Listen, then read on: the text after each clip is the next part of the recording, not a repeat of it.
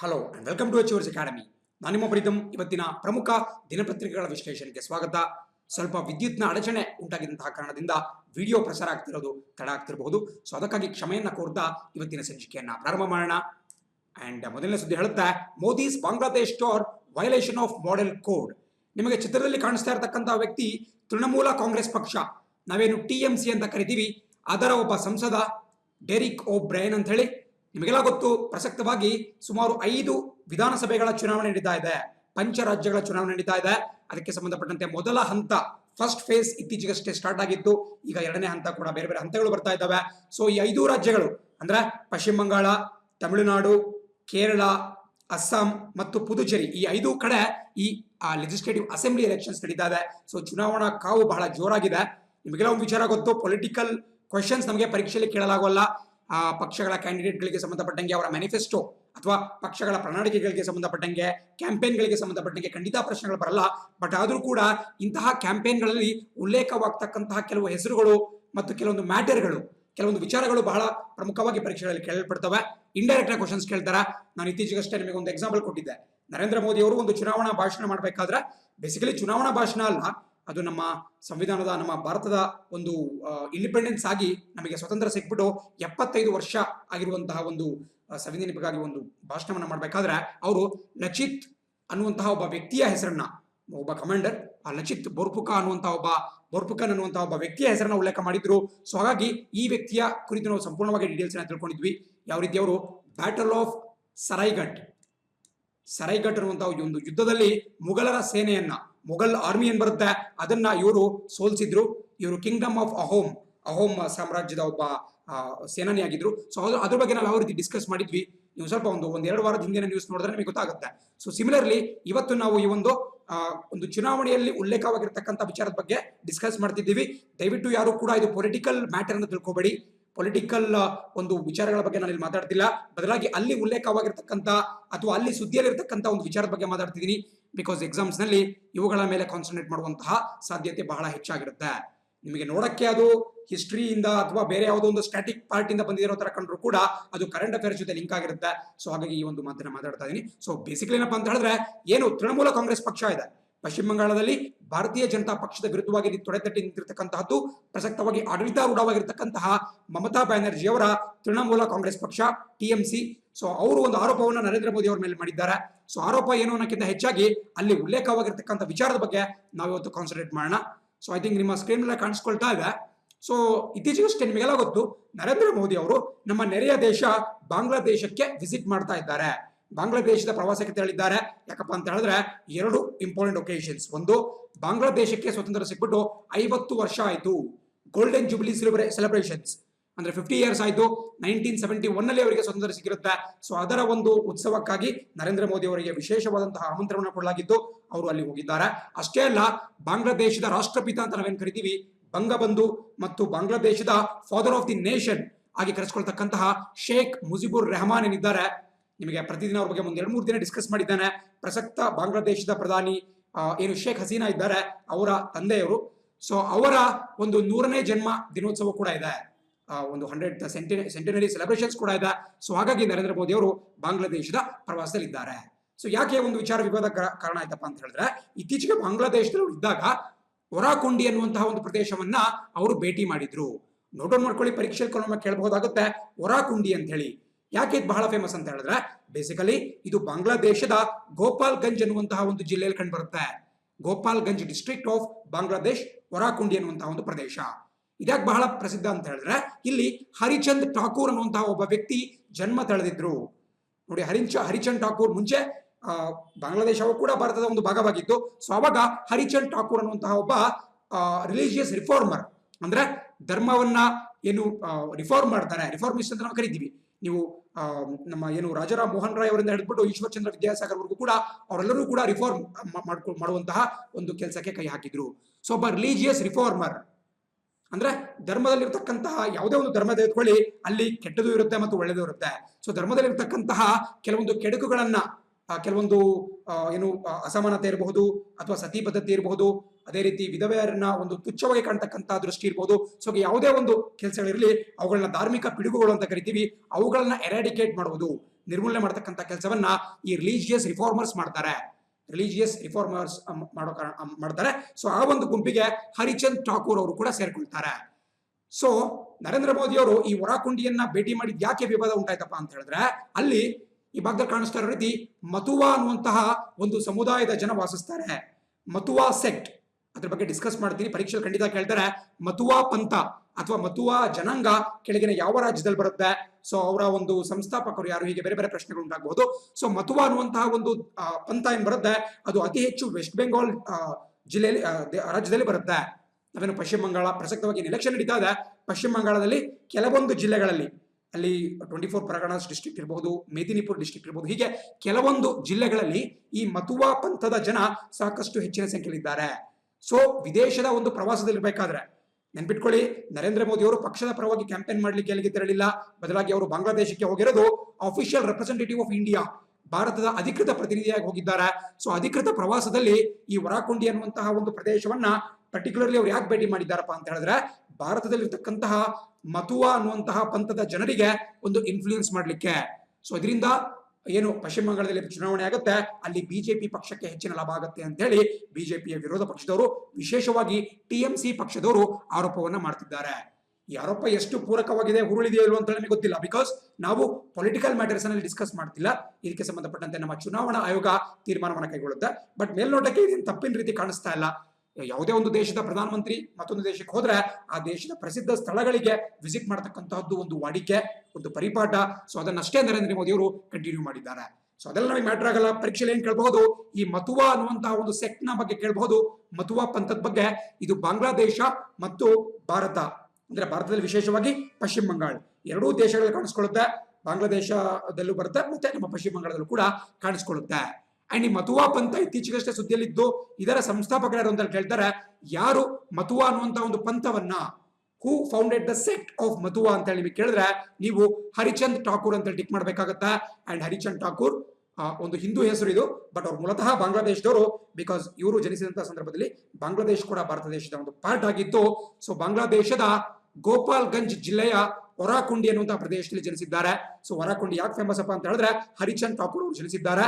And ಇವರು ಹುಟ್ಟು ಹಾಕಿದಂತಹ ಪಂಥ ಮತುವಾ ಸೆಕ್ಟ್ ಅಂತ ಹೇಳಿ, ಮತುವಾ ಪಂಥ ಅಂತ ಹೇಳಿ. ಅಂಡ್ ಮತ್ತೊಂದು ಸ್ಮಾಲ್ ಇನ್ಫಾರ್ಮೇಶನ್ ಕೊಡ್ತೀನಿ ನಿಮಗೆ. ಈ ಗೋಪಾಲ್ಗಂಜ್ ಅಂದ ತಕ್ಷಣ ನಿಮಗೆ ಮತ್ತೊಂದು ಹೆಸರು ನೆನಪಾಗಬೇಕು.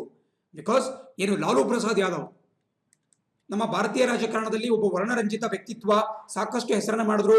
ಅವರು ಯಶಸ್ಸಿನ ಉತ್ತುಂಗಕ್ಕೂ ಕೂಡ ಏರಿದ್ರು, ಜೊತೆಗೆ ಒಂದು ವಿವಾದದ ಕಳಂಕವನ್ನು ಕೂಡ ಹೊತ್ಕೊಂಡ್ರು. ಸೊ ಇಂತಹ ಖ್ಯಾತಿಯ ಲಾಲೂ ಪ್ರಸಾದ್ ಯಾದವ್, ಬಿಹಾರದ ಮಾಜಿ ಮುಖ್ಯಮಂತ್ರಿ ಲಾಲೂ ಪ್ರಸಾದ್ ಯಾದವ್ ಇದೇ ಗೋಪಾಲ್ಗಂಜ್ ಅನ್ನುವಂತಹ ಪ್ರದೇಶದಿಂದ ಆಯ್ಕೆಯಾಗ್ತಿದ್ರು. ಬಟ್ ಕನ್ಫ್ಯೂಸ್ ಮಾಡ್ಕೋಬೇಡಿ, ಇದು ನಾನು ಮಾತಾಡ್ತಿರೋದು ಬಾಂಗ್ಲಾದೇಶದ ಗೋಪಾಲ್ಗಂಜ್ ಡಿಸ್ಟ್ರಿಕ್ಟ್. ಬಟ್ ಅದೇ ಹೆಸರಿನ ಒಂದು ಡಿಸ್ಟ್ರಿಕ್ಟ್ ನಿಮಗೆ ಬಿಹಾರ ರಾಜ್ಯದಲ್ಲೂ ಕೂಡ ಸಿಗುತ್ತೆ. ಸೊ ಅಲ್ಲಿಂದ ಅವರು ಲಾಲೂ ಪ್ರಸಾದ್ ಯಾದವ್ MLA ಆಗ್ಬಿಟ್ಟು ಎಲೆಕ್ಟ್ ಆಗ್ತಾ ಇದ್ರು.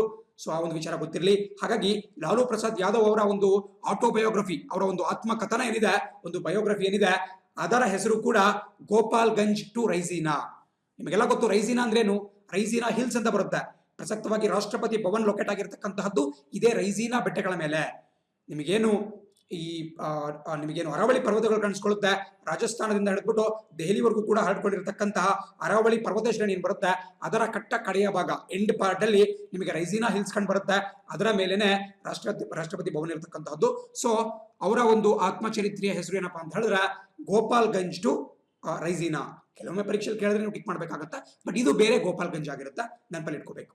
ಅಂಡ್ ಪ್ರಸಕ್ತವಾಗಿ ಲಾಲೂ ಪ್ರಸಾದ್ ಯಾದವ್ ಎಲ್ಲಿದಾರಪ್ಪ ಅಂತ ಹೇಳಿದ್ರೆ, ಅವರು ಜಾರ್ಖಂಡ್ನ ರಾಜಧಾನಿ ರಾಂಚಿ, ಏನು ಮಹೇಂದ್ರ ಸಿಂಗ್ ಧೋನಿ ಕ್ರಿಕೆಟ್ ಪ್ಲೇಯರ್, ನಮ್ಮ ಭಾರತದ ಮಾಜಿ ಕ್ಯಾಪ್ಟನ್, ಅವರ ಊರಾಗಿರ್ತಕ್ಕಂಥ ರಾಂಚಿ ಏನಿದೆ, ರಾಂಚಿಯಲ್ಲಿ ಜೈಲಲ್ಲಿದ್ದಾರೆ.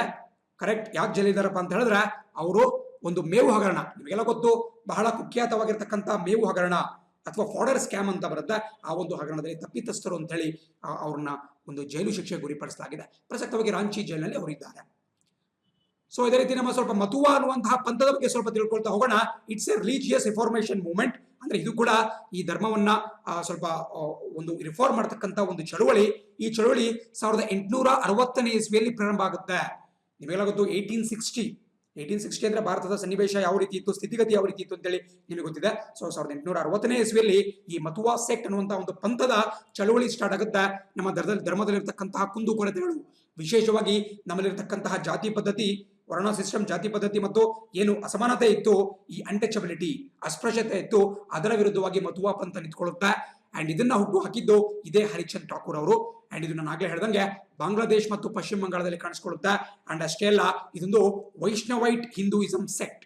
ನಿಮ್ಗೆ ಕೇಳ್ತಾರೆ ಮತುವಾ ಪಂಥ ಕೆಳಗಿನ ಯಾವ ರೀತಿಯ ಪಂಥ ಅಂದ್ರೆ ಕೆಳಗಿನ ಯಾವ ಶೈವೈಟ, ವೈಷ್ಣವೈಟ ಅಂದ್ರೆ ಶೈವ ಪಂಥನ, ವೈಷ್ಣವ ಪಂಥನ, ಅಥವಾ ಹೀಗೆ ಬೇರೆ ಬೇರೆ ಪ್ರಶ್ನೆಗಳನ್ನ ಕೇಳ್ತಾರೆ. ಬಟ್ ಒಂದು ಮಾತು ನೆನಪಿರ್ಲಿ, ಇದೊಂದು ವೈಷ್ಣವೈಟ್ ಸೆಕ್ಟ್.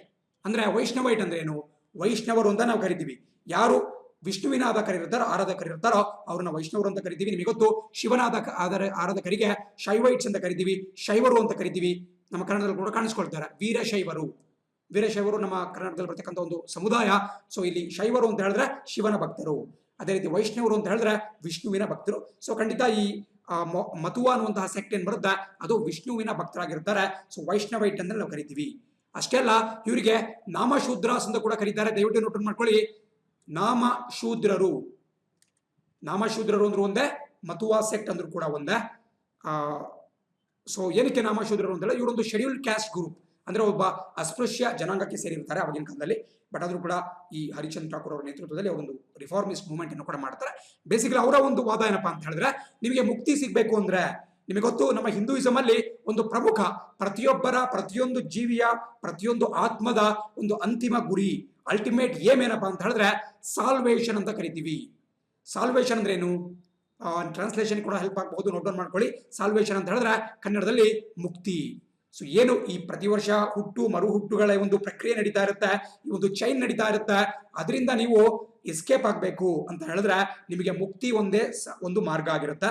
ಸೊ ಮುಕ್ತಿ ಅಂತ ಹೇಳಿದ್ರೆ ಸಾಲ್ವೇಷನ್ ಅಂದ್ರೆ ಈ ಹುಟ್ಟು ಮತ್ತು ಸಾವುಗಳ ಒಂದು ಸೈಕಲ್ ಏನ್ ಬರುತ್ತೆ, ಅದರಿಂದ ಒಂದು ಆತ್ಮಕ್ಕೆ ಒಂದು ಮುಕ್ತಿ ಸಿಗ್ತಕ್ಕಂಥದ್ದು, ಅದರಿಂದ ಒಂದು ಎಂಡ್ ಸಿಗ್ತಕ್ಕಂಥದ್ದು, ಇದನ್ನ ನಾವು ಸಾಲ್ವೇಷನ್ ಅಂತ ಕರಿತೀವಿ. ಸೊ ಇವ್ರ ಪ್ರಕಾರ ವೇದಗಳಲ್ಲಿ ನೀವು ಈ ನಂತರದ ವೇದಗಳು, ಲೇಟರ್ ವೇದಾಸನ ನೋಡ್ತಾ ಹೋಗೋದಾದ್ರೆ ಈ ಮುಕ್ತಿಯನ್ನ ಪಡಿಬೇಕು ಅಂತ ಹೇಳಿದ್ರೆ ನೀವು ಸಿಕ್ಕಾಪಟ್ಟೆ ರಿಚುವಲ್ಸ್ ಅನ್ನ ಮಾಡ್ಬೇಕಾಗತ್ತೆ. ಅಂದ್ರೆ ಕೆಲವೊಂದು ಏನು ಯಜ್ಞ ಯಾಗಾದಿಗಳನ್ನ ಮಾಡ್ಬೇಕಾಗತ್ತೆ, ಬಲಿಗಳನ್ನ ಕೊಡ್ಬೇಕಾಗತ್ತೆ. ಸೊ ಅವು ಅಷ್ಟೊಂದು ಸಮ್ಮತವಾಗಿರ್ಲಿಲ್ಲ ಈ ಒಂದು ಪಂಥದವರಿಗೆ. ಸೊ ಇವ್ರೇನ್ ಹೇಳ್ತಾರಪ್ಪ ಅಂತ ಹೇಳಿದ್ರೆ ಚಾಂಟಿಂಗ್ ಲಾರ್ಡ್ ಹರಿಸ್ ನೇಮ್. ಅಂದ್ರೆ ಹರಿ ಅಂದ್ರೆ ಏನು?